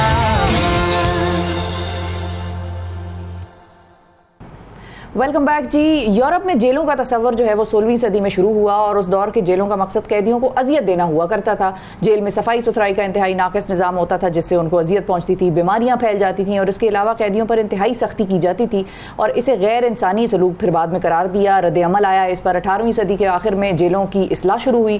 अच्छा, अगर पाकिस्तान की बात की जाए, अब ये तो आपने देख लिए, लेकिन पाकिस्तान की अगर बात की जाए तो जेलों का हाल ऐसा लगता है कि हम शायद 16वीं सदी से भी पहले कोई 14वीं, 15वीं और 10वीं सदी में कैदियों की टॉयलेट ढंग का नहीं होता वहाँ पर। उसके अलावा कम गुंजाइश वाली बैरक्स में ज़्यादा कैदियों को भर दिया जाता है, और इससे तो बुनियादी तौर पर वो पुराना दौर बेहतर था कि जब जेल में पका हुआ खाना जेलर खुद चखता था और बैरक्स में पानी का छिड़काव करता था ताकि वहाँ पर कुछ ठंडक रहे। और इस्लाम भी कैदियों के साथ हुस्न सलूक की तलकीन करता है, लेकिन हमारे यहाँ पर ऐसा नहीं होता है। अब क्या जेलों में कैदियों को इस्लाह के लिए रखा जाता है या अजियत देना मकसूद होता है, और जेल में ABC क्लास से क्या मुराद है और उनमें सहूलियात का फ़र्क क्या है, इस हवाले से हम बात करेंगे। हमारे मेहमान हैं साबिक IG जेल खाना आज़ाद पंजाब जनाब शाहिद सलीम साहब। अस्सलाम वालेकुम सर। बहुत कैसे हैं, ठीक ठाक हैं आप? सर आपने सारी एक गुफ्तगू हमारी सुनी। जी मैंने सुन ली। अब जरा हमें बताएं ये क्या मसला क्या है जेलों का। सबसे मैं समझता हूँ बेसिकली जेल एक वार्ड एरिया है, और एक ये सारी मिथ है माशरे में कि जेल में खाना अच्छा नहीं मिलता, जेल में सफाई सुथराई नहीं होती, जेल में कैदियों का इस्तेसाल होता है। ये दीज ऑल आर मिथ्स। अच्छा, वक्त चेंज हो गया हुआ है। आप पंजाब भर की जिस मर्जी जेल के अंदर चले जाएं, और सरप्राइज है जिस मर्जी एरिया के अंदर चले जाएं, आपको किसी जगह कोई गंद नज़र नहीं आएगा। मैं बल्कि क्लेम कर सकता हूँ कि आपके अपने घर से ज़्यादा सफाई जेल के अंदर क्या बात है। और जो खाना है मैं बताता हूँ, और जो खाना है, खाना जितनी आइटम्स परचेज की जाती हैं, हम जब अपने घर के लिए परचेज करते हैं हम लैब नहीं करवाते, लेकिन जेल के लिए हर वो चीज़ जो कैदी के खाने के लिए इस्तेमाल होती है उसके लिए बाकायदा लैब होती है। अगर फूड लैब उसे पास कर दे तो हम परचेज़ करते हैं, उसके बाद फिर कैदी को सर्व करते हैं। इसके अलावा हमने पंजाब फूड अथॉरिटीज़ को भी एक्सेस दी हुई है कि हमारी कैंटीनों को चेक करें, हमारे फूड को चेक करें, ताकि थर्ड पार्टी एवेल्यूएशन हो, और अगर कहीं गलती है तो वो जिसने गलती की है वो लायबल टू कॉग्निजेंस। अच्छा, ऐसे तो मेरा दिल चाहने लग गया है कि मैं भी जेल चला जाऊं। आगे बात आ गई है टॉयलेट्स की। टॉयलेट्स देखिए, एक वक्त था जब टॉयलेट्स का कंसेप्ट ही नहीं था, इवन घरों में भी कंसेप्ट नहीं था। आस्ता ये कंसेप्ट डेवलप हुआ, और जैसे ही कंसेप्ट डेवलप हुआ जेलों में भी इस वक्त पंजाब की हर जेल में, चाहे वो राजनपुर है, चाहे रहीम यार है, चाहे अडयाला है, हर जेल में टॉयलेट की फैसिलिटी हासिल है। इंडियन टॉयलेट की फैसिलिटी आपकी वो जो आपका जो रूम होता है उसके अंदर ही होती है ओपन? हर प्रिजनर के सेल के अंदर भी है, हर प्रिजनर की जो बैरक है उसके अंदर भी है। सेल के अंदर तो वो अनहाइजीनिक नहीं जाता? ज़रा मुझे कंटिन्यू करने दीजिए। इवन जो बैरकें हैं बड़ी, वहाँ हमने जो मजदूर लोग हैं या ज़्यादा उम्र के लोग हैं वहाँ इंग्लिश को बोर्ड लगाए हैं, ताकि जो बुज़ुर्ग हैं कमज़ोर हैं वो आराम से कमोड को भी यूज़ कर सके। पानी जो सा है, अगर 20-30 साल पहले जाए तो पानी की भी कमी होती थी। अब हर जेल के अंदर पानी की मोटरें लगी हुई हैं, पानी एक्सेस अबंडेंट है, ठीक है। अच्छा, इलेक्ट्रिसिटी जो सी है, हर जेल के अंदर डबल फीडर सिस्टम है। लोड शेडिंग घरों में होती है, शहरों में होती है, जेलों में लोड शेडिंग नहीं होती। अच्छा वहाँ 3 लेयर सिस्टम है, यानी डबल फीडर सिस्टम है प्लस जनरेटर सिस्टम है कि किसी भी तरीके से जो कैदी है उसे परेशानी ना हो। पानी हम जो घर में पीते हैं वो फिल्टर नहीं होता। पंजाब की हर जेल के अंदर फिल्टर्ड वाटर मिलता है, फिल्ट्रेशन प्लांट लगे हुए हैं। इसी तरह गर्मियों में जो सा है वो वाटर चिलर्स लगे हुए हैं। पहले वाटर तो ये जो सारी बातें आती हैं ये कहाँ से आ जाती हैं? ये इसका इतनी ही अच्छी जेलें हैं हमारी, इसका माखज़ महज ये है कि चूँकि वो वार्ड एरिया है, अंदर की बात बाहर नहीं निकलती, बाहर की बात अंदर नहीं जाती। तो हमने बड़ी कोशिश की कि सोसाइटी जो है इसको अंदर इन्वॉल्व किया जाए, मीडिया को अंदर इन्वॉल्व किया जाए। और अब ये देखें कि पिछले दौर में मीडिया अंदर आज जाता रहा और उनको हम कहते रहे कि भी आप खुद देखें। इसके अलावा आप ये देखें कि पहले सिर्फ 21 इंच का टीवी रखने की इजाज़त थी, अब हमने 55 इंचेस की LCDs लगा के दी हुई हैं, खुद लगा के दी हैं गवर्नमेंट ने। जी, आम कैदियों की बात कर रहा हूँ। 55 इंचेस की LCDs लगी हुई हैं, 14 इंच की LCDs लगी हुई हैं, 42 इंच की लगी हुई हैं। जिस तरीके से पॉपुलेशन है उनका सेंट्रलाइज्ड कंट्रोल सिस्टम है। और पहले सिर्फ PTV देखने की इजाज़त थी, अब हमने लिबरल कर दिया है, केबल सिस्टम दे दिया है कि केबल से केबल, बल्कि जितने मैचेस हुए हैं पाकिस्तान के क्रिकेट मैचेस होते हैं कहीं और, वो सारे के सारे कैदी वो ओपन टॉयलेट का तो बता दें, मैं वहीं रुका हुआ हूं। ओपन टॉयलेट का तो मैंने बता दिया है कि हर जेल की जो अनहेल्दी नहीं होता कि अगर आपके अपने सेल में हो। देखें अब मतलब मिसाल के तौर पर अगर ये हमारा एरिया है और इधर ही मैं साइड पे बना दूं टॉयलेट, ऐसा नहीं होता। वो पार्टीशन होती है 5 फुट की, 4 फुट की, अलग करके दिया जाता है और उसमें सिक्योरिटी को भी मद्देनज़र रखा जाता है। फ़र्ज़ करें 10 सेल हैं, 10 सेलों के अंदर 10 कैदी बंद हैं, तो हर सेल के अंदर 10 हैं, 10 टॉयलेट, 10 और उसकी सफाई का प्रॉपर इंतजाम होता है। जो बैरकें हैं, यानी कि पार्शली बात आपकी यानी मैंने बताई है। अब बैरकों की जब हम बात करते हैं तो बैरकों के अंदर अलहदा एक जिसका बाहर बना होता है ना, आपके हॉस्टल्स में अलहदा एक पोर्शन बना होता है बैरक के अंदर, ठीक है, सही है, जिनको हम नाइट टॉयलेट कहते हैं। वहाँ कैदी जो से नाइट के टाइम यूज़ करते हैं, जिसमें वो कन्फाइन होते हैं बैरक के अंदर। जब ओपन होते हैं तो बाहर हमने मजीद बेशुमार ओपन टॉयलेट्स बनाए हुए हैं। सही, नहाने का इंतजाम किया हुआ है कि वो शावर के साथ नहा सकें, कपड़े धो सकें। अच्छा, ये कंसेप्ट है ऑल टुगेदर डेथ सेल, ये इनमें क्या फ़र्क है दोनों में? किसमें? सॉलिटरी कन्फाइनमेंट सेल और डेथ सेल। बेसिकली वो एक सेल होता है, सिर्फ साइज का डिफरेंस है या नहीं? मैं बताता हूँ, सिर्फ सेल होता है 10/12 का या 10/10 का, और उसके अंदर आप अगर सजाए मौत को रख देंगे तो that will be called death cell. अगर आप वहाँ किसी ऐसे बंदे को रख देते हैं जिसको अपना आइसोलेशन करना मकसद है, that will be called isolation. Facilities का कोई फर्क? वो सेम है।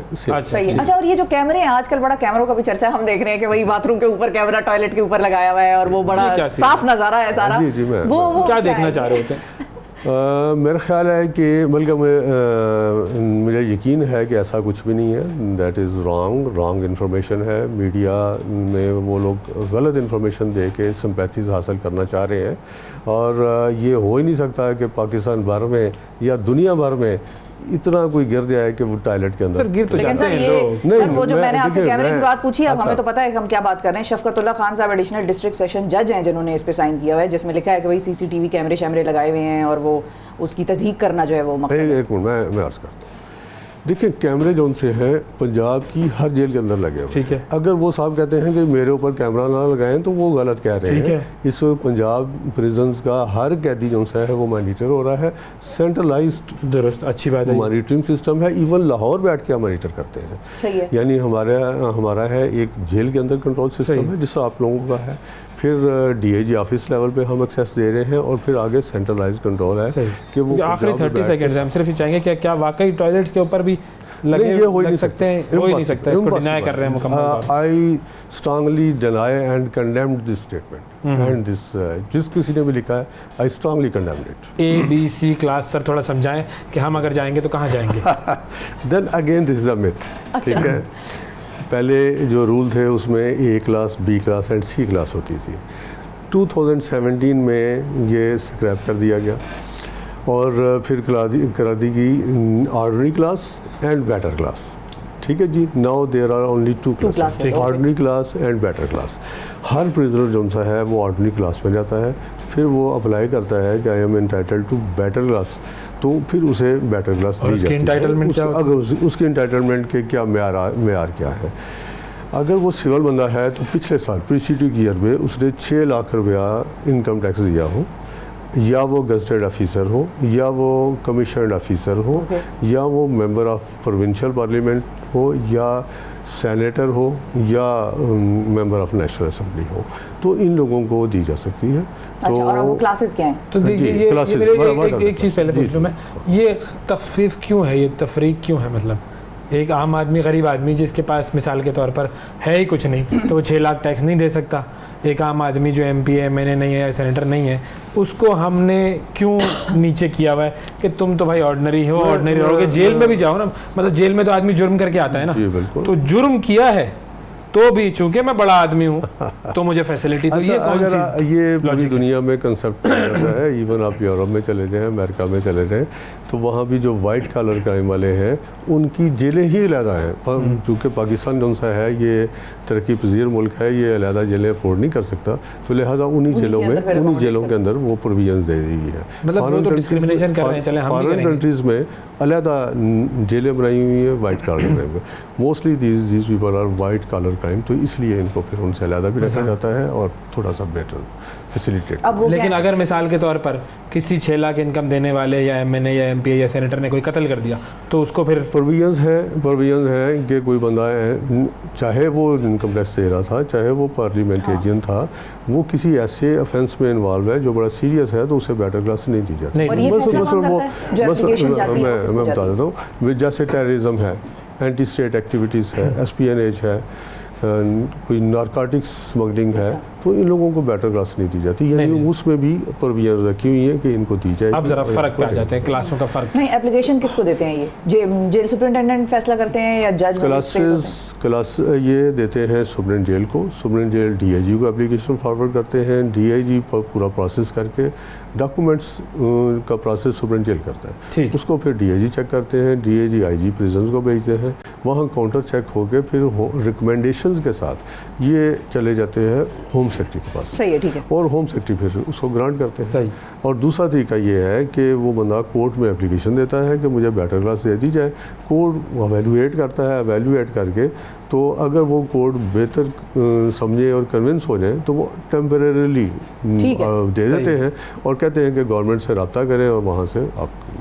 अब फर्क क्या है दोनों में, ऑर्डिनरी क्लास और बेटर क्लास? ऑर्डिनरी क्लास जो है वहाँ मुझे लगता है कि अब तो शायद फ़र्क कोई नहीं है, बहुत कम फ़र्क रह गया है। जैसे ऑर्डिनरी क्लास ले लें, ऑर्डिनरी क्लास में LCDs भी लगी हुई हैं, वाटर कूलर्स भी लगे हुए हैं, वाटर फिल्ट्रेशन प्लांट भी हैं, मैट्रेसेस रखने की भी इजाज़त दे दी है, खाना जो सा है वो बेटर क्लास और ऑर्डिनरी क्लास का सेम है। हाँ, जो बेटर क्लास है उसको ये ज़रूर फ़ायदा है कि वो सेपरेट रहता है, उसको एक बेड भी मिल जाता है, उसको काम करने के लिए मशक्ति जो सा है वो भी मिल जाता है, और मशक्ति मीन्स कैदी ही होता है जो उसके काम कर रहा होता है। अच्छा, उसको कुकिंग की सहूलत भी हासिल है कि वो कुक खाना कर सकता है और घर से भी आ सकता है। नहीं, घर से नहीं आ सकता। और वहाँ कन्विक्टेड प्रिजनर का रूल है ही नहीं है कि कोई कन्विक्ट हो और वो लेकर आए, उसने जेल का खाना ही खाना है। तो वैसे ये बेटर क्लास में भी ये ऑप्शन बेटर क्लास में भी नो रूल एग्जिस्ट। मतलब वज़ीर आज़म वगैरह को खाना घर से नहीं, माजी में ऐसा ही होता है, माजी में ऐसे ही होता रहा है कि जो वज़ीर आज़म है वो जेल का खाना खाते रहे और ये मीडिया में भी आया सारा, और वो जेल का ही खाना खाते रहे, और दिस इज एग्जाम्पल। सही। जो आम कैदी खाते थे वही खाते थे। तो मतलब अगर हमें अलग कमरा चाहिए तो वो बेटर क्लास है, वो बेटर क्लास के। जी हाँ जी, वो बेटर क्लास। सही है। और जो ये मुलाकातें हैं वो कब होती हैं, कैसे होती हैं? वो अलाउड होता है या वो कोई रुकवा सकता है? मुलाकातें once in a week allowed है, तकरीबन 6 लोग कर सकते हैं मुलाकात। और दूसरी साइड पे सुप्रीम जेल के पास डिस्क्रिशनरी पावर है बाय रूल्स कि वो जितनी मुनासिब समझे वो करवा सकता है। यानी रूल्स में उसे डिस्क्रिप्शन दी गई है कि अगर वो चाहे डेली मुलाकात करवाना डेली भी करवा सकता है, अदरवाइज ख़ास रूल। अच्छा क्विकली सिर्फ एक चीज़ के आप जेल जाना चाह रही हैं या लोगों को भिजवाना चाह रही हैं, आसान कर रही हैं? आजकल जा बहुत रहे हैं ना, इसलिए मैंने कहा ये सेगमेंट बहुत ज़रूरी है। सिर्फ ये पूछना है कि मिसाल के तौर पर किसी जज के ऑर्डर से किसी ने ये कहा है कि भाई इसको अडयाला जेल में रखना है, तो क्या उसका जेल कोई और भी हो सकता है या अडयाला ही हो जाएगा या किसी और जगह भी रख सकते हैं? कोई भी हो सकता है। ये आगे जेल वालों ने देखना है, जेल अथॉरिटीज़ ने देखना है, गवर्नमेंट ऑफ पंजाब ने देखना है कि उस कैदी को कहाँ रखना है, क्योंकि जज साहब ने तो ऑर्डर कर दिया कि जी उसको फ़लाँ जेल में रखते। मुमकिन है कि वहाँ उसको लाइफ थ्रेट हो, मुमकिन है वहाँ सिक्योरिटी अरेंजमेंट्स प्रॉपर ना हो, मुमकिन है वहाँ कोई और फैसिलिटी ऐसी ना हो, तो उसको फिर जेल अथॉरिटीज़ एज़ पर पॉलिसी उसको दूसरी जेल में शिफ्ट करते हैं। बिल्कुल सही, बहुत शुक्रिया अदा करेंगे शाहिद सलीम बेग साहब। नाजरीन हमारे साथ मौजूद थे XIG प्रिजन्स पंजाब और हमें क्लासेस का फ़र्क बता रहे थे जो कि अब ऑर्डिनरी और बेटर क्लास रह गई। ये पता नहीं मुझे और अवैस को कहाँ डालेंगे, लेकिन मैं तो नहीं जाऊंगा, मुलाकात करने आएंगे। इसके ऊपर फोकस किया है, अल्लाह आपको ही नाजरीन एक वक्फा लेते हैं। सुबह सवेरे पाकिस्तान।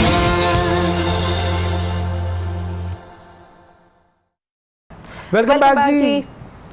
जिस तरह हमारा चोली दामन का साथ है, वैसे ही एक और साथ भी होता है ज़िंदगी में, वो होता है किराएदार और मालिक मकान का साथ। और उसमें बड़े फड्डे होते हैं। अक्सर औकात हम देखते हैं कि मालिक मकान की तरफ से कोई प्रॉब्लम होती है या किराएदार की तरफ से प्रॉब्लम होती है, और ये जो मामलात हैं ये कैसे सुलझाए जाएं। आप भी अगर इस तरह के किसी मामले से गुजर रहे हैं तो आप कॉल कर सकते हैं, हमारे सेगमेंट में हमारा बता सकते हैं। ये मुद्दा भी उतना ही ज़रूरी है जितना निकाहनामा पढ़ना। हाँ, जब तक आपने किराएदार और मालिक मकान आपस में बैठ के अपना कॉन्ट्रैक्ट नहीं पढ़ेंगे, उसमें बहुत सारे मसाइल निकल आएंगे। और फिर बाज़ औक़ात बाकी तो हमें पता ही है कि कॉन्ट्रैक्ट होना ना होना इस मुल्क में वैसे है बराबरी। तो हमारे साथ मौजूद है, इनके साथ कुछ मामला हुआ है, बिल्कुल, तो ये समझाएंगी कि क्या मामला हुआ है, और फिर उसके बाद वकीलों की तरफ हम जाएंगे जिसमें कि अमार ज़ियाउद्दीन साहब जो हैं वो हमारी मदद फरमाएंगे और वो बताएंगे कि कौन से कॉन्ट्रैक्ट्स कैसे होने चाहिए और कौन कौन से क्लॉजेस जो हैं उसमें लाजमी आपको डलवाने चाहिए अगर आप किराएदार हैं या आप मालिक मकान। जी सादिया, क्या हुआ आपके साथ?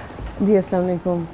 एक्चुअली मैं तकरीबन 3 साल होने के आए एक बिल्डिंग में रह रही हूँ। बिल्डिंग की मैंने आप लोगों को फुटेज दी है, आप देख सकते हैं कि उसकी क्या कंडीशन है। जब मैं वहाँ शिफ्ट हुई थी तो वहाँ लिफ्ट थी, वहाँ उन्होंने मुझे कहा कि जी मेंटेनेंस चार्जेस हैं और ये इसके अंदर जो है ये आपके सारे जो भी बिल्डिंग के मेंटेनेंस है वो ये करेंगे, सफाई करेंगे, गैस लीकेज है वो देखेंगे, पानी का इशू कभी भी नहीं आपको होगा, ये सारी चीज़ें वो करेंगे। लेकिन ठीक है जी, हमने वो कर लिया। हर साल जो किराया था उसके साथ साथ मैं वो पे करती रही, जो मेंटेनेंस थी वो पे करती रही। मेरा ऐसा है कि मेरा फर्स्ट से नहीं, मेरा 15 से है एग्रीमेंट, तो मैं 15 की 15 पे करती हूँ।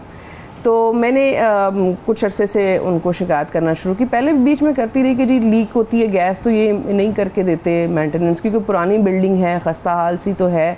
तो ये बिल्कुल इन्होंने 3 साल में मैंने तो उनको देखा नहीं है कि उन्होंने कभी रंग ही कराया हो या कभी इवन जंगले ही उतार दिए हों, ना कोई मुझे वहाँ कोई प्रॉपर गार्ड नज़र आता है। फिर दूसरा ये कि वो इनसिक्योर सा उनका जीना है। उन्होंने कहा जी लिफ्ट है, वो लिफ्ट भी उनकी मोर देन 6 मंथ्स है बंद पड़ी हुई है, वो भी ठीक नहीं हो रही। तो इतनी सारी चीज़ों के साथ जब मैंने उनको कहा तो जो ओनर्स थे उन्होंने कहा आप ऐसे करें कि ये मेंटेनेंस आप डायरेक्टली डील करें, हमें सिर्फ रेंट दे दिया करें। तो बात ये थी कि दोनों सूरतों में भी मैं कैसे उसको डील कर सकती हूँ। अब मुझे भी ये बात है कि मुझे कह दिया गया कि जी आप उसको डायरेक्ट डील करें, ज़रा उसको भी कहीं ये बात होगी कि डायरेक्टली मुझे डील करना है। तो अभी तो 15 को मेरा रेंट जाना है, पानी उसने 7 मुहर्रम से मेरा बंद किया हुआ है। ओह यस, बीच में थोड़ा सा इन्फ्लुएंस करके खुलवा लिया, कोशिश करके खुलवा ली, दोबारा बंद कर दिया। अब आज फिर मैंने आपको बताया था मेरी तबीयत तो ठीक थी नहीं, फिर भी मैं गई, थाने गई, बुखार में ही गई। मैंने उनको जाके एप्लीकेशन दी उसके ख़िलाफ़ कि देखें एक तो थ्रेट कर रहा है वो बंदा बहुत बुरे तरीके से, तो ज़ाहिर है मैं अकेले इन चीज़ों को हैंडल नहीं कर सकती। तो दूसरा ये है कि पानी बंद है। अब और कुछ ना भी हो, 5 टाइम मुझे अगर नमाज़ पढ़नी है तो वज़ू तो मुझे करना ही है, तो मैं कितने टाइम तक वो जो पीने का पानी है वो यूज़ करूँगी, और फिर नहाना है, वॉशरूम जाना है, सारी चीज़ें हैं, बच्चे हैं घर पे। तो पुलिस ने कहा जी मैडम ये इस इशू के अंदर तो हम कोई ख़ास आपकी मदद नहीं कर सकते। अच्छा। मैंने कहा अच्छा चलें FIR कटवा दें कि ज़रा बुनियादी मेरी एक ज़रूरत है, उसको एक बंदा जो है वो थ्रेट करा, और दूसरा ये कि मेरे ड्यूज़ क्लियर है, कोई ऐसा नहीं है कि मैंने ड्यूज़ नहीं दिए। अच्छा, कॉन्ट्रैक्ट आपका प्रॉपर हुआ था? कॉन्ट्रैक्ट हमारा हुआ था, लेकिन उसमें भी मेरी जो परसेंटेज थी रेंट की, क्योंकि जब मैं शिफ्ट हुई तो मैंने उनसे कहा ये चीज़ें आप ठीक करवा दें, तो उन्होंने कहा मैडम ये अगर आप रहेंगी तो हम करवा देंगे। मैंने कहा जब रह जाएं तो फिर तो कोई भी नहीं करता, तो मैंने कहा ये आप पहले करवा दें। तो उन्होंने कहा हम ऐसा करते हैं कि आप ये चीज़ें खुद करवा लें, हम आपको जो रेंट की सालाना एवरेज होती है ना 10%, हम आपको 5% चार्ज करेंगे। ठीक है। मैंने कहा ठीक है। मैंने इन कैश उनको पैसे दिए कि जी आप मुझे ये काम करवा के दें। तो मेरा एग्रीमेंट उनके साथ 5% पर ईयर है। ओके। तो वो एग्रीमेंट ज़रा साल का होता है, साल के बाद उसको रिव्यू करते हैं। मैंने उनसे कहा जी इसको रिव्यू करें, कुछ मेंटेनेंस है वो कर दें। They didn't bother. उन्होंने कहा मैडम चलने दें, जब तक आप रह रही हैं बस आप हमें 1 महीना पहले नोटिस दे दीजिएगा, हम आपको दे देंगे। और इस तरीके से ये एक अंडरस्टैंडिंग के साथ, म्यूचुअल अंडरस्टैंडिंग के साथ ये मामला ऐसे चलता रहा। अच्छा, अब क्या हुआ कि उन्होंने एकदम से वो 5% के बजाय किराया भी एकदम से बढ़ा दिया, और वो 10 भी नहीं है, कुछ ज़्यादा ही है वो। अच्छा।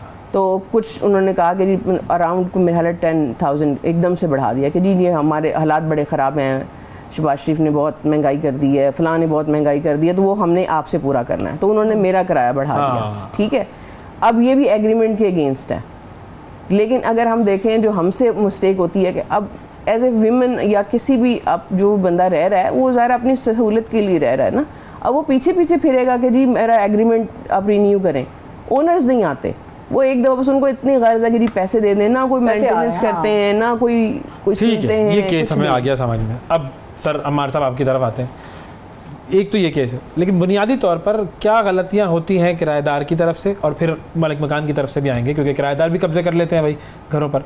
तो अगर आप किराएदार हैं तो क्या चीज़ें मद्देनज़र रखनी चाहिए? तो किसी भी आई थिंक रिलेशनशिप को शुरू करने से पहले जो बुनियादी गवर्निंग डॉक्यूमेंट होता है वो अग्रीमेंट होता है। और अग्रीमेंट आम तौर पे जो टेम्पलेट्स मिलते हैं कचहरियों से या स्टैम्प वेंडर से वो ना लीजिए। एक अच्छा अग्रीमेंट बनाइए जिसमें आप अपनी प्रोटेक्शंस को रखें। किसी भी एक अच्छे अग्रीमेंट में क्या चीज़ें होनी चाहिए, प्रॉपर्टी की डिटेल्स होनी चाहिए, मुद्दत क्या है, जैसे 1 साल का रोल ओवर आप 3 साल कर दें, मुद्दत क्या होनी चाहिए, टर्मिनेशन क्लॉजेस क्या होनी चाहिए, 1 माह का नोटिस है, 3 माह का नोटिस है। फिर उसमें कुछ इंक्रीमेंट की डिटेल्स, अब ये कह रहे हैं कि 5% था, उन्होंने फिर भी 10% कर दिया, अग्रीमेंट की खिलाफ वर्जी कर दी। फिर इसके अलावा इसी तरह अग्रीमेंट में ऑब्लिगेशंस होती हैं कि किराएदार की क्या ऑब्लिगेशंस हैं कि सब लेट ना करे, न्यूसेंस क्रिएट ना करे, जिस मकसद के लिए उसको प्रॉपर्टी दी गई है किसी और मकसद के लिए ना करे, ख्याल रखे। फिर लैंडलॉर्ड की भी इसी तरह जिम्मेदारियां हैं कि जो जिसका ये भी जिक्र कर रही हैं कि अम्यूनिटीज सारी वो रिस्पॉन्सिबल है प्रोवाइड करने का, मेजर रिपेयर्स का वो रिस्पॉन्सिबल है। अब एक फिर कमर्शियल बिल्डिंग्स में obviously handing over taking over पे चीज़ें होती हैं, या कॉमन एरियाज़ की स्पेस यूज़ कैसे होगी उस पर कुछ क्लॉजेज होती हैं। अब अग्रीमेंट तो चलिए एक बुनियादी सतून है आपके रिलेशनशिप का, लेकिन अग्रीमेंट जो है एप्लीकेबल लॉ को आउट नहीं कर सकता। मिसाल के तौर पे हमारे यहाँ इस्लामाबाद की हद तक जैसे रेंट रिस्ट्रिक्शन ऑर्डिनेंस है, वहाँ पे दर्ज की गई हैं लैंडलॉर्ड की ऑब्लिगेशंस भी, वहाँ पे दर्ज की गई हैं टेनेंट की प्रोटेक्शंस भी, और इस तरह के जो भी डिस्प्यूट्स आते हैं वहाँ पे एक फोरम दिया गया है कि आप अपने ग्रीवेंस को सेटल करने के लिए रेंट कंट्रोलर के पास जाएं या मीडिएशन काउंसिल में अप्रोच करें, दरख्वास्त दें कि देखें जी यहाँ पे मेरे अग्रीमेंट की या इवन अदरवाइज कानून की खिलाफ वर्जियाँ हो रही हैं। देखें मेरा सो लैंडलॉर्ड जो है कानून के नीचे आपकी बिजली नहीं बंद कर सकता, आपकी गैस नहीं बंद कर सकता, और इसी तरह वो सारी फैसिलिटीज़ जो आपके लिए ज़रूरी हैं फॉर इंजॉयमेंट, क्या कहते हैं, for peaceful possession life, peaceful possession of the property, जो आपकी ज़रूरियात हैं वो रोकेगा। तो फिर आप जाइए अपने अग्रीमेंट को और कानून को इन्फोर्स कीजिए रेंट कंट्रोलर के पास, एक दरख्वास्त दीजिए, और फिर उसकी पावर्स हैं कानून के नीचे कि वो कमीशन अपॉइंट कर सकता है, मौके पे आ सकते हैं, अपनी रिपोर्ट मुरतब कर सकते हैं, और उस पर वो फिर एक्शंस लेते हैं। अच्छा, अगर यही चीज़ आप दूसरी साइड से देखें कि अगर कोई किराएदार ऐसा है जिसने मालिक मकान का घर ख़राब किया है या घर पे कब्ज़ा कर लिया है, तो भी यही फोरम है यहाँ पर? देखें इसी कानून में दर्ज है शिक 17 है मिसाल के तौर पे, जो कि कहती है कि आप इविक्शन किन किन सूरत में मुमकिन है किसी भी किराएदार की। कब्ज़े में तो आप FIR भी कर सकते हैं, क्योंकि वो कब्ज़ा है आपका, टेनेंसी का रिलेशनशिप ख़त्म हो गया है, तो वो अब ऑक्यूपाई कर रहा है इलीगली, ट्रेस पास कर रहा है, तो उसके लिए तो आपके पास क्रिमिनल रिड्रेसर भी है। लेकिन ड्यूरिंग द करेंसी अगर किराएदार के ख़िलाफ़ से पड़ोसियों की तरफ से शिकायत आ रही, या उसने प्रॉपर्टी को डैमेज कर दिया, या रेंट या मेंटेनेंस विद होल्ड कर दिया उसने, तो फिर मालिक मकान के लिए भी जो रिड्रेसल है वो उसी कानून के नीचे है, ठीक रेंट कंट्रोलर। सही। अच्छा, इरफान साहब हैं हमारे साथ कॉल पर इस्लामाबाद से। अस्सलाम वालेकुम इरफान साहब। जी अस्सलाम वालेकुम वरहमतुल्लाहि वबरकातुहू। जी जनाब फरमाइए। सर सवाल ये है, ये जनाब से मोहतरम कानूनदान है। जी जी सर, अगर एक आदमी ने अपनी एक दुकान इस्टेब्लिश की है, उस पर खर्चा किया है और सारी अपने जो बेचने की जो चीज़ें वो रखी हैं, उसके बाद जो मालिक दुकान है वो ये कहता है कि भाई अब आप इस तरह करें, इसको खाली कर दें, मुझे खुद यहाँ बिजनेस करना है, आप इसको छोड़ दें। तो एग्रीमेंट भी लिखा गया है कि 5 साल है या 4 साल है, लेकिन उसके बावजूद वो कुछ लोगों को साथ मिलाकर प्रेशराइज करता है। तो इस सिलसिले में किराएदार का क्या है? और अगर वो किराएदार ऑलरेडी उस दुकान में पहले से 10-15 दिन से 10-15 साल से सॉरी उसी में पहले कुछ और काम कर रहा था, उसके बाद उसने अपने काम को तब्दील किया और कोई दूसरा जो काम उसने शुरू किया, और वो कहता है कि नहीं भाई मैंने आपको इस काम के लिए ये दुकान दी थी, इसके लिए नहीं दी, तो उस सिलसिले में उसको क्या करना चाहिए जनाब? इन 2 सवाल हैं और अच्छे सवाल हैं। देखें, अव्वल तो ये कि कमर्शियल प्रॉपर्टी को आपने सबलेट किया, उसको रिक्लेम करने के लिए ग्राउंड्स और भी मतलब टाइट हैं। मतलब अगर रेजिडेंशियल प्रॉपर्टी आपने वापस सीक करनी है तो वो फिर भी आसान है कानून के नीचे, कमर्शियल प्रॉपर्टी में थोड़ा सा थ्रेशोल्ड हाई है। अब दूसरा इनका जो एस्पेक्ट था वो ये था कि अगर मैंने इम्प्रूवमेंट्स कर दी हैं तो उसके बाद वो मुझे इस तरह से इविक्ट कर सकते हैं एग्रीमेंट के बावजूद, बिल्कुल भी नहीं कर सकते। एविक्शन जो है बड़े लिमिटेड ग्राउंड्स में होती है, कमर्शियल प्रॉपर्टी में एविक्शन और भी लिमिटेड ग्राउंड्स पे होती है। आपने बोनाफाइड यूज एस्टैब्लिश करना होता है कि मुझे चाहिए, मेरे पास और कोई जगह नहीं है और ये मेरा आमदनी का एक इम्पॉर्टेंट जरिया है। अब इन्होंने एक और सवाल भी किया, वो ये था कि कारोबार बदल दिया। अब अगर आपका जो कारोबार बदला गया है वो अगर आपके एग्रीमेंट का हिस्सा नहीं है तो फिर वहां पे आप थोड़े से वल्नरेबल हैं।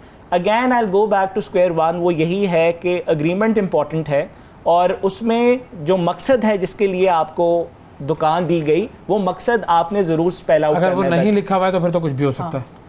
फिर कमर्शियल यूजेस के लिए कमर्शियल पर्पस है, फिर इलीगल नहीं है या उसको आप किसी और मकसद के लिए आइडेंटिफाई ना किया हो कि इस पे आपने करियाने की दुकान ही लगानी, तो फिर अगर कमर्शियल पर्पस है तो फिर ही इज प्रोटेक्टेड।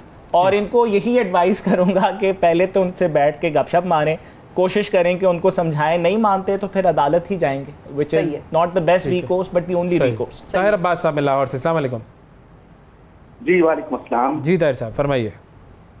सर ये है कि 10% जो बढ़ाया जाता है किराएदार के ऊपर, ये चीज अब बोझ है। किराएदार गरीब बंदा होता है, उसका अपना घर बार शॉप वगैरह नहीं होती, और जैसे जैसे टाइम गुजरता जाता है किराया बढ़ता जाता है और साथ जो है जो बोझ मकान बोझ बढ़ता जाता है इसके ऊपर, और किराया देने की दिक्कत भी नहीं रहती। आजकल के दौर में तो खाना पीना मुश्किल है, किराया देना तो एक अलग बात है।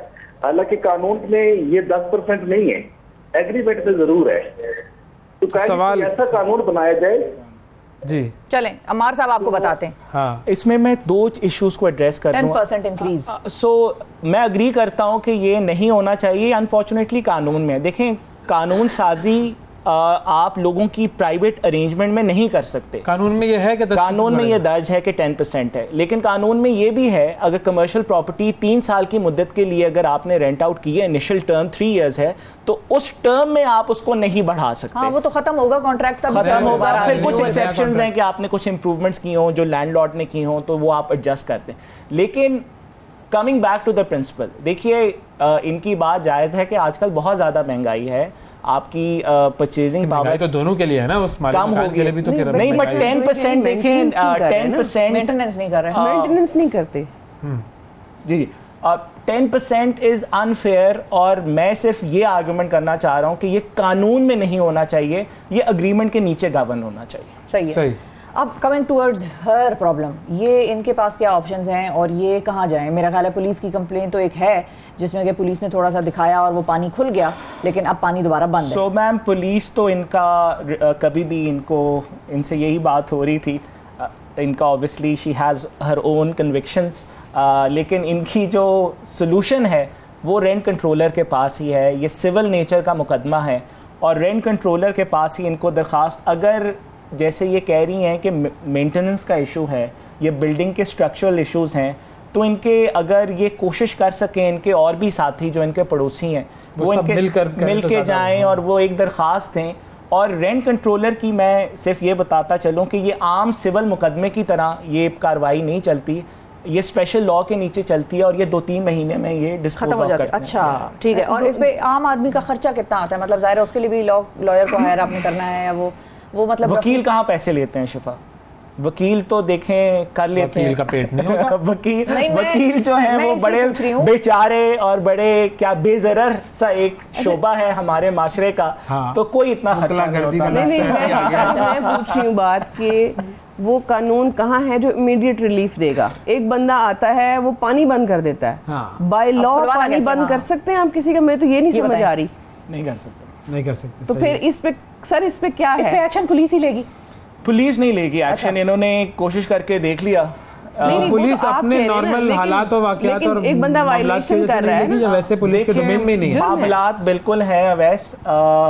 एक चीज़ और अप्रिशिएट कीजिए कि पुलिस हमारे यहाँ बहुत ज़्यादा अंडरस्टाफ्ड भी है। ये तो दुरुस्त है। और पुलिस के जो प्रायोरिटीज भी नहीं जो इश्यूज हैं वो ताज़ीरात पाकिस्तान की मोटी मोटी शिफ्टों को इन्फोर्स कर दें, क्राइम कंट्रोल कर दें, वही बड़ी बात है। बड़ी बात है। वो रेंट मैटर्स में बहुत ही रेयरली वो इंटरवीन करेंगे और इधर भी नहीं किया और वो नहीं करेंगे। आपको अदालत ही जाना पड़ेगा। और अच्छा, आपके जहन में क्या है कि अब क्या कर सकती हैं और क्यों आप अभी रिलेक्टेंट है अदालत जाने से? नहीं, वो तो अदालतें बंद है ना, इनसे बात हुई अभी राइट नाउ तो अदालत, ये तो प्रॉब्लम बता रही हूँ। देखें फाइलिंग पानी तो उस वक्त तक पानी ना पिए आप, राइट नाउ आप सिचुएशन को क्या प्रॉब्लम है? पानी नहीं है, अब पानी नहीं है तो आप क्या जी सकते हैं? क्या आपकी सारी बुनियादी ज़रूरतें, आपने वुज़ू करना है, आपने नमाज पढ़नी है, आपके बच्चों ने स्कूल जाना है, नहाना है, वॉशरूम है, किचन है, कुकिंग है, यानी पानी के साथ तो सारी जिंदगी है। आप मुझे इंटरनेशनल लॉज ही बता दें कि किसी जगह पर भी पानी बंद करने के ऊपर क्या है? ये अदालत को पता होना चाहिए ना कि भाई छुट्टी लेंगे तो अदालत ने, उनके घर में पानी का मसला नहीं होगा ना? नहीं होगा। हाँ, इसमें मसला नहीं होगा। ये आम गरीबों के, हमारे जैसे लोगों के। देखिए, जब हम मकान लेते हैं तो बुनियादी चीज बिजली, पानी, गैस इंक्लूडेड है ना, तो मुझे पानी नहीं मिला। मैं तो अदालतों की मैं छुट्टियां भी डिफाइन नहीं करता। मैं आई थिंक ये कॉलोनियल एरा से एक रस्म चली आ रही है, तो चली आ ही रही है। लेकिन सिर्फ कानून पे सिर्फ ये बात करूंगा कि लैंडलॉर्ड ये अम्यूनिटीज़ विदहोल्ड नहीं कर सकता सिर्फ उस सूरत में, और कानून में जो अल्फाज लिखे हैं वो जस्ट और सफिशिएंट कॉज है, वो यही सूरत या वो यही उज़र पेश कर सकता है कि या आपने मेंटेनेंस नहीं दी या आपने किराया नहीं दिया, और वो भी एक परसिस्टेंट डिफॉल्ट उसने एस्टैब्लिश करना। ये नहीं कि एक मरतबा हो गया है, 2 मरतबा को होता है जो। ठीक है। अच्छा, एक और कॉलर क्या होगी अगर ये कर लेती हैं, ये कंट्रोलर की तरफ चली जाती हैं और वो, तो उस पर भी जरा हम आएंगे कि उस शख्स को सजा क्या हो सकती है? हो सकता है यही सुन के जरा वो डर खौफ खा ले। सादिया साहिबा हमारे साथ लाहौर से। अस्सलाम वालेकुम। वालेकुम सलाम मैम, मैं जरा वकील साहब से बात करनी। जी फरमाइए, सुन रहे हैं वो। मैं सर एक बेवा औरत हूँ, मेरी 5 बेटियां, मैं कैंसर की मरीज हूँ। मैं 3 साल का एग्रीमेंट किया हुआ मालिक मकान के साथ। आपका प्रोग्राम सुन के मुझे बहुत खुशी हुई कि मैं कुछ कर नहीं सकती थी, मेरे हाथ बंधे हुए, मैं बहुत गरीब हूँ। मालिक मकान हर माह आके ना गालियां निकालता है और निकालने के बाद कहता है अगले माह मकान खाली करो, मैंने छत पे कपड़े डालने, मैंने कबूतर रखने, मैं तुम्हारी ऐसी की तैसी कर दो। आपने किराया पूरा दे रही हैं आप या नहीं दे पा रही हैं? जी मेरा किराया, मैं जी घरों में काम करती हूँ, 14,000 रुपया किराया है। 10 तारीख को दरवाजा खड़का के मैं पहले किराया दे के आती हूँ, बाद में ऊपर चढ़ती। सही है, ठीक है। और अभी आपका जो 3 साल का मुद्दत है वो खत्म होने में कितना वक्त है? जी अभी रहते हैं 11 माह। ठीक है सर, ठीक है। आई थिंक सर सोल्यूशन तो वही है, लेकिन आप थोड़ा सा ये चीज़ समझिए कि शायद हमारे यहाँ निज़ाम अदल इनको केटर नहीं कर रहा, इनको सोल्यूशन या सर्विस डिलीवरी नहीं दे रहा, क्योंकि निज़ाम अदल जो कि यहाँ पे पहले भी शायद बात हुई कि शायद वो इनएक्सपेंसिव नहीं है, शायद इनके पास पैसे नहीं है वकील करने के लिए या अदालत जाने के लिए, घरों में जाकर कभी कभार माइंड में भी ये होता है कि भाई शायद वकील बहुत ही ज्यादा पैसे ले लेगा। कह रही हूँ ना, वो भी वही बात कर रही है। एक आम शहरी की इज्जत नफ्स है, उसकी प्रोटेक्शन है, ये एक बंदा ज्यादती कर रहा, इमीडिएटली रिलीफ कौन देगा? पुलिस के अलावा हमारे पास कौन सा ऑप्शन है? तो इसका मतलब है पुलिस के पास अथॉरिटी नहीं है। ये लकूना है जिसकी मैं बात कर रही हूँ। मैम देखें, पुलिस जो है वो क्रिमिनल ऑफेंसेस में दे स्प्रिंग इनटू एक्शन। हाँ। जी जी, ये सिविल नेचर या दीवानी नेचर का मुकदमे है, इसमें अदालतें ही हैं। अब जहाँ तक आपका कंप्लेंट या क्रिटिसिज्म है कि शायद आपको फौरी रिलीफ नहीं मिलेगा, वो शायद मैं डिफेंड भी ना कर सकूं यहाँ पे, लेकिन क्या आपके पास कोई सोल्यूशन है इस चीज़ का, तो वो सिर्फ अदालत में ही है। शॉर्ट ऑफ अदालत यही है कि आप सब मिल के उसको समझाएं कि यार आप ये चीज़ें ना रोकें। और अगर अदालत उसको सजा देगी तो वो क्या क्या नेचर? रेस्टोरेशन है मैम। सो इसमें इनकी रेमेडीज तो यही है, या जुर्माना है या रेस्टोरेशन है, कि मेरी ये जो इसने चीज़ें सस्पेंड की हुई हैं इसको रिस्टोर करें, या फिर साथ कोई एडिशनली अगर ग्लेयरिंग उसकी तरफ से गलतियां हैं तो उस पर जुर्माना करेगी अदालत। बिल्कुल ठीक, बिल्कुल अच्छा, मैं यहाँ ये समझ रही हूँ, सॉरी अगर टाइम है तो, जो मुझे समझ आई है कि कानून ये बता रहा है कि जिसकी लाठी है उसकी भैंस है। नहीं, कानून ये बता रहा है कि अदालत सॉल्व करेगी, पुलिस तो अदालत सॉल्व करने के लिए पानी बंद रखा जाएगा, बिजली मुनक़ता की जाएगी, मतलब पुलिस एक बंदा जो है वो आपको बुनियादी ज़रूरतों से रोकता है, लेकिन हमारे पास उसको सजा देने का कोई वो नहीं है। यानी अदालत कहती है अच्छा चलो तुमने जितने दिन बंद कर दिया कोई बात नहीं, हमने तुम्हें माफ किया, अब पानी खोल दो। ये भी हो सकता है कि उससे डैमेजेस क्लेम किए जाए, बिल्कुल हो सकता है, लेकिन देखिए एक बुनियादी अजम्पशन है कानून के नीचे कि आपको अपने राइट्स के लिए खुद लड़ना पड़ता है। हाँ, वो एक फर्स्ट एक्शन आपको लेना पड़ेगा, इनिशिएटिव आपको लेना पड़ेगा। उसी के लिए जंग थोड़ी सी लंबी भी चले, उसी के लिए आप दोनों भी हमारे साथ जो है लंबी जंगें होती हैं। ये वाकई बहुत शुक्रिया आप दोनों का कि आप लोगों ने वक्त दिया जी, और ये मामला वाकई गंभीर है, आपको आने वाली फ़ोन कॉल से भी अंदाज़ा हो चुका होगा। वक्फा लेते हैं नाजरीन, वक्फे के बाद दोबारा हाजिर होंगे, हमारे साथ रहिएगा। सुबह सवेरे पाकिस्तान, सुबह सवेरे पाकिस्तान।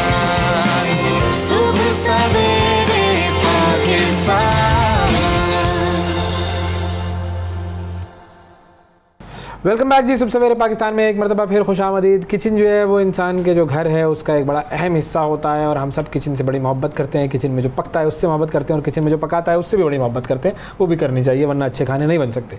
लेकिन अब ये जो किचन है ये आपके घर में एक ऐसी जगह भी बन सकता है जहाँ पर जरासीम बेतहाशा हो और वो बीमारियों का गढ़ बन सकता है। तो अब बहुत मरतबा हम देखते हैं कि ऐसी अशिया होती हैं किचन में कि जो कि लगती तो साफ़ है, लेकिन वो होती नहीं है साफ़, और वो दरअसल होती हैं जरासीम का मस्कन। तो कुछ ऐसी ही अशिया के मुताल्लिक आपको बताते हैं। शिफा, आगाज़ करेंगी आप या मैं बताऊं? बताएं, बिल्कुल बताएं। मेरा भी किचन से बड़ा राब्ता है, और किचन में मौजूद जो नॉब्स होते हैं ना, या दरवाजे के हैंडल और जो बटन्स, वो बरक़ी आलात के बटन्स, उन पर भी लगे हुए जो डायल्स होते हैं उन पर जरासीम बहुत सारे आ सकते हैं, और अमूमन उनकी सफाई की तरफ ज़्यादा तवज्जो नहीं दी जाती है, और इसकी वजह से जरासीम काफ़ी फैल सकते हैं और आपको बीमार कर सकते हैं। फिर नेक्स्ट बताऊँ मैं? नेक्स्ट बिल्कुल, इसके अलावा जो कपड़े हैं, जो साफ़ियाँ होती हैं किचन की सफाई के लिए, क्या होती है? साफ़ी जी, हाँ, उनको साफ़ी कहते हैं। मैं किचन की सफाई की कपड़े की बात कर रही हूँ। तो वो जो साफ़ियाँ हैं उनको अगर आप टाइमली ना धोएं, या जाहिर है वो बहुत अरसे से वो उतनी गंदी, कहीं कहीं आप देखें उन पे बाकायदा तौर पे आपको ग्रीस नज़र आ रही होती है, इतना वो ऑयली हुए होते हैं, गंदे त्रक जिसको कहते हैं ना, त्रके हुए होते हैं वो, लेकिन लोगों को एहसास नहीं होता कि उनको धोना है, या ऐसे सिचुएशन में तो उनको डिस्कार्ड ही कर दें। अगर तो वो अगर कपड़ा खुद जरासीम से भरा हुआ है तो वो सफाई कैसे करेगा? बिल्कुल, हम गंदे कपड़े से सफाई करते हैं जी भाई, वाह वाह वाह। साफ कपड़ा लाते हैं, वो इतना गंदा होता जाता है, लेकिन हमें फील नहीं होता कि हम इसको धो लें। कैसे धोएं, क्या करें, कोई तरीका बताएं? धोने का उसका यही तरीका है कि रोज़ाना उन कपड़ों को ब्लीच में भिगो दें, और ब्लीच में भिगो के और आप सुबह उसको लटका दें, ज़ाहिर है उसको निचोड़ के कपड़े को लटका दें धो के। और मतलब ब्लीच जो है वो उसका एक इलाज है, ब्लीच इलाज है। अदरवाइज आप आम सर्फ से भी उसको जो है वो धो सकते हैं, जो डिटर्जेंट्स होते हैं उससे भी। इतना गंदा कपड़ा होता है कि जब उसको हम साबुन से धोएंगे उसके बाद साबुन को धोना पड़ेगा, वो इतना गंदा होने देते हैं हम। हाँ। अगर 2-4 दिन बाद उसको आप वैसे ही डाल दें वॉशिंग मशीन में, या हाथ से उसको थोड़ा सा कंगाल लें पानी और साबुन वगैरह लगा के, तो वो कदरे बेहतर हो जाता है सिचुएशन। लेकिन ये कि वो चूंकि इतना पुराना हो जाता है और इतना उसको वक्तन फवक्तन तब्दील कर लें फिर जी। अच्छा, एक और मामला वो स्पंज है जिससे आप बर्तन धोते हैं। ये भी मुसलसल गीले रहने की वजह से जरासीम जो है उनकी बड़ी पसंदीदा जगह है, फेवरेट जगह है, इसलिए जहाँ तक मुमकिन हो स्पंज से परहेज़ करें। और इसी तरह फिर डिश को खुश्क करने वाला एक कपड़ा जो है वो भी साफ़ सुथरा होना ज़रूरी है। ये बड़ा ज़रूरी है कि उन कपड़ों को जरासीम से पाक रखा जाए, और बेहतर तो यही है कि रोज़ वो नया कपड़ा आप इस्तेमाल करें।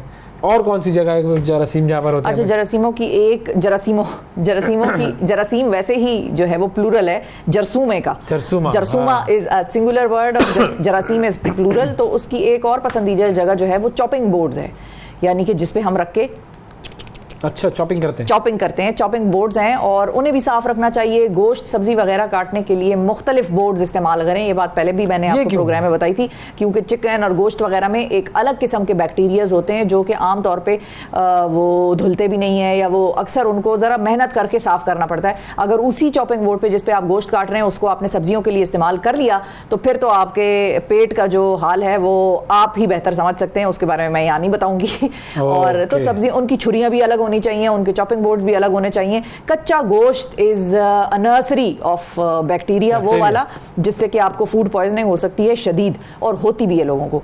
तो उनकी छुरियाँ, उनके कांटे, वो सारी चीज़ें जिसके साथ कच्चा गोश्त लग रहा है, उन सारी चीज़ों को आप अलग करें और बाद में फिर उनको प्रॉपर तरीके से सफाई उनकी करें। अच्छा, फिर उबले हुए पानी में भी आप इसको साफ कर सकते हैं ताकि बैक्टीरिया से मुकम्मल निजात मिले। और लकड़ी वाले बोर्ड से परहेज़ करें। किचन सिंक की बात करें तो ये जगह भी जरासीमों से हटी हुई होती है। मुख्तलिफ बर्तनों पर मौजूद बैक्टीरिया जो है वो इसमें जमा होता है, उसको साफ रखना बड़ा ज़रूरी है। फिर बेकिंग सोडा और सिरके के ज़रिए उसे साफ रखते हैं, ये एक बड़ा इसकी ट्रिक है भाई, उससे साफ करें। इसके अलावा सिंक के जो नीचे पाइप होता है उसके आसपास होते हैं चूहे, वो अपनी आरामगाह बना सकते हैं। उनकी आरामगाह को आखिरी आरामगाह बनाएं, नज़र रखें उसके ऊपर भी। फ्रिज को साफ़ रखें, उसको साफ़ सुथरे और जो वो साबुन में जो भिगोया हुआ कपड़ा होता है ना, और दूसरे तीसरे दिन उसको साफ़ करें, खाली करें, उसमें स्मेल भी हो जाती है अक्सर। हाँ। अच्छा, फिर डस्टबिन की सफाई का ख्याल नहीं रखते बिल्कुल लोग। डस्टबिन वो खुले ना रखें, उनको ऊपर कवर वाला डस्टबिन होना चाहिए आपका। और किचन में तो ना ही रखे डस्टबिन भाई। नहीं, किचन में भी जाहिर है वो कटिंग कर रहे हैं, वो पील कर रहे हैं सब्जियों को, तो वो चीज़ें चाहिए होती हैं जो किचन से भी आप फौरन डस्टबिन में फेंकते हैं। तो किचन का डस्टबिन होना चाहिए, उसको आप लिड वाले उसमें बॉक्स में रखें और उसमें आप शॉपर डाल दें। तो जो क्लीनिंग बैग्स होते हैं, शॉपर होते हैं, वो आप उसमें डालें। जब आपका काम खत्म हो जाए रात को, आप वो किचन का वो साफ करें डस्टबिन, उसमें नया शॉपर डालें और पुराना वाला जो है वो उठाकर आप बाहर फेंक दें। चलो जबरदस्त, ये हमने टिप्स एंड ट्रिक्स बता दी, ये हमारा सेगमेंट टिप्स का हो गया।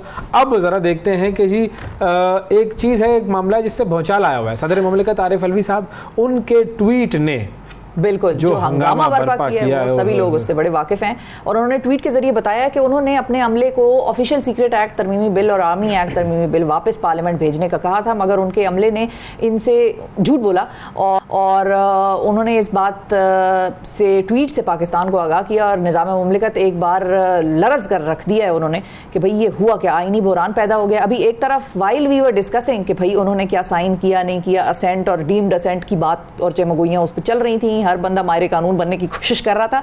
लेकिन साथ ही साथ हमने ये देखा कि कल एक और डेवलपमेंट हुई और उसमें ये हुआ कि जब while we were talking about the dissent और असेंट और वो सारी चीज़ कि भाई कानून बना नहीं बना, उसके साथ ही स्पेशल अदालत फॉर्म कर दी गई। अब उस स्पेशल अदालत में शाह महमूद कुरैशी साहब का मुकदमा जो है वो उनको पेश किया जाएगा। अब इस सारी सिचुएशन पर हम बात करेंगे कि उस स्पेशल अदालत का क्या स्टेटस है, क्या वो वाकई आईनी तौर पर तस्वुर की जाएगी या वो फिलहाल उस तरह से उसकी लीगल हैसियत कोई नहीं है। मैं भी कोई साइन वाइन कर दूं आप कहें तो, क्योंकि साइन करना बड़ा ज़रूरी है।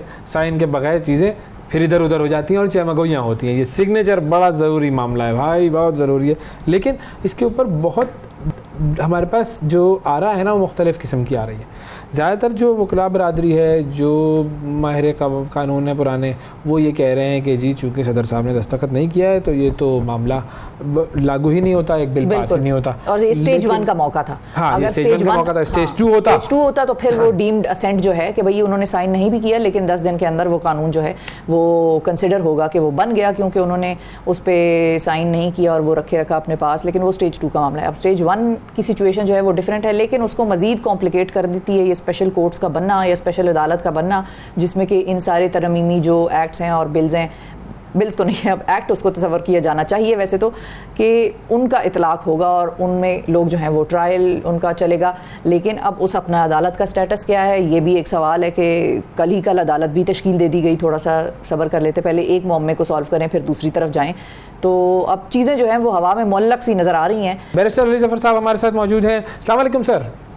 वालेकुम जनाब। सर सबसे पहले तो ये बता दें कि ये जो सिग्नेचर नहीं हुआ, इस हवाले से जो हमारा आइन है वो क्या कहता है कि स्टेज 1 पर था मामला, सिग्नेचर नहीं हुआ, और अब उसकी हैसियत क्या है? क्योंकि एक तरफ से कहा जा रहा है कि मैंने साइन नहीं किया, दूसरी तरफ कहती है कि जी ये तो अप्रूव हो गया सब कुछ, अब तो कानून बन गया।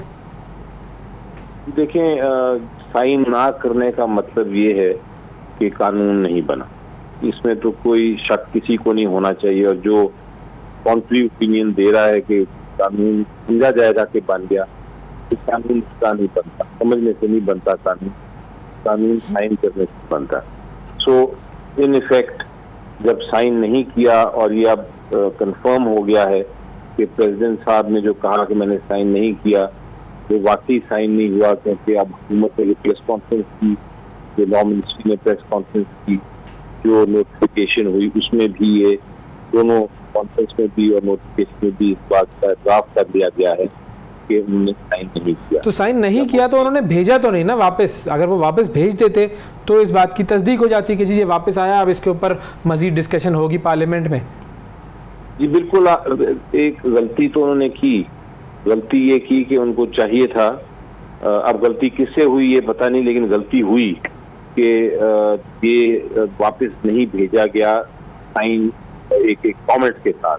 साइन कहता है कि बिल अगर आए और उसको प्रेसिडेंट साहब को चाहिए कि अगर उसको नहीं मानते तो वो उसको भेज दें वापस कमेंट्स के साथ। वो नहीं किया गया, वो गलती कहाँ से हुई, वो दैट इज ये एक अलग एस्पेक्ट है, लेकिन इसका ये मतलब नहीं कि गलती हो गई और उसकी वजह से कानून बन गया।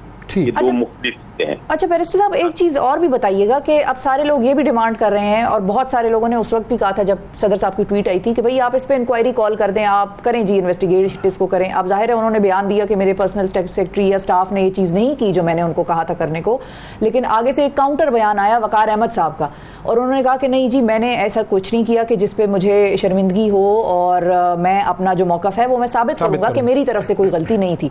तो अब ठीक है, अगर हम इन दोनों की बात को भी सच मान लें, सदर साहब की गलती भी नहीं थी और जाहिर है उन्होंने अपने स्टाफ को कह दिया, वकार अहमद साहब भी साबित कर देते हैं कि उनकी भी गलती नहीं थी, तो फिर जाहिर है कोई तीसरा एलिमेंट यहाँ पर है ना, कोई और स्टाफ का मेंबर हो सकता है, कोई और सेक्रेटरी हो सकता है जिसने ये काम किया हो। तो क्या इंक्वायरी कॉल नहीं कर सकते सदर साहब?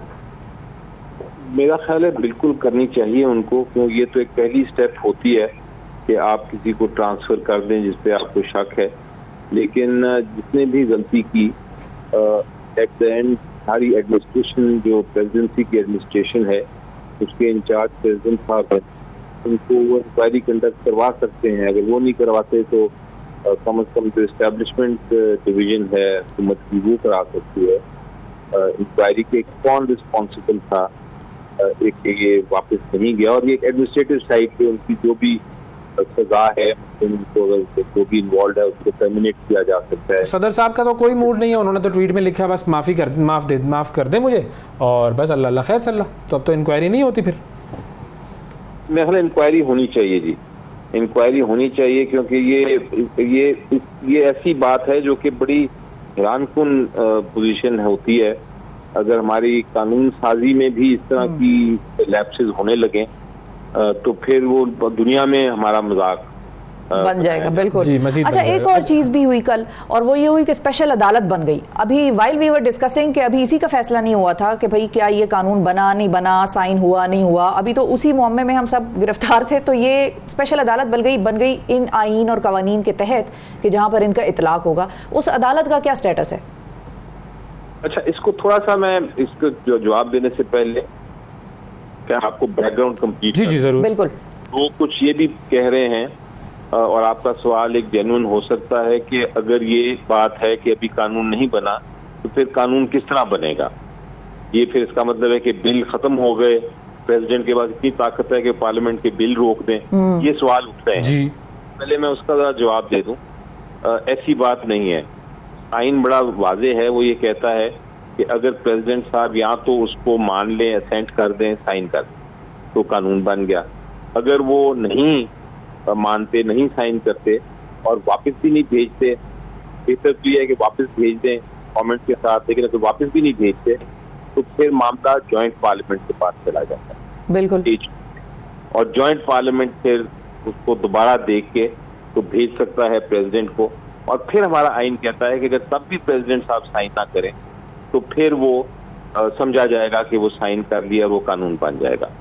तो ये एक क्लैरिटी है और इसमें कोई उबहाम नहीं होना चाहिए। अब आपका जो रेलिवेंट सवाल है अदालत के क़याम का, ये अदालत का, उसका जवाब फिर इसी में आता है कि जब तक कानून नहीं बनेगा तब तक वो जो कानून, चूंकि कागज का टुकड़ा ही है, वो कानून नहीं बना तो उसके ऊपर किसी किस्म की इम्प्लीमेंटेशन भी नहीं हो सकती। हाँ, आप जरूर जो पहला कानून था, जो अनअमेंडेड कानून था, क्योंकि तो अमेंडमेंट के आई था, इसकी कोशिश की गई, अगर इस अमेंडमेंट को निकाल दें पहले कानून के तहत तो कार्रवाई हो सकती है, लेकिन अमेंडेड कानून के तहत नहीं होती। यानी अमेंडमेंट का जो असर है वो नहीं आ सकता जब तक कि जॉइंट पार्लियामेंट ये कानून को वापस प्रेसिडेंट के पास ना भेजे। अच्छा, एक चीज़ और मुझे बताइएगा कि ये जो सदर साहब ने कहा कि जी मैंने अपने स्टाफ से कहा कि वापस भेज दो और स्टाफ ने नहीं भेजा, और उन्होंने मुझे मेक श्योर किया कि हमने भेज दिया। हाँ, तो अब सदर साहब की जो वर्बल इंस्ट्रक्शन है वो साबित कैसे होगी? क्या लिख के दिया जाता है ये मामला, या ज़बानी कहने से जी मामला हो जाता है कि जी वैलिड है ये? देखिए जी, मेरी नज़र में आइडियली सब, यानी जो आइन का तकाजा है और रूल्स ऑफ बिजनेस का तकाजा है वो तो यही है कि प्रेसिडेंट साहब अगर वापस भेजेंगे या ऑर्डर देंगे तो फिर वो राइटिंग में देंगे, और अगर इंस्ट्रक्शन इनको ना फॉलो की गई हो तो उसको तो खुद ही फिर इम्प्लीमेंट कर सकते हैं।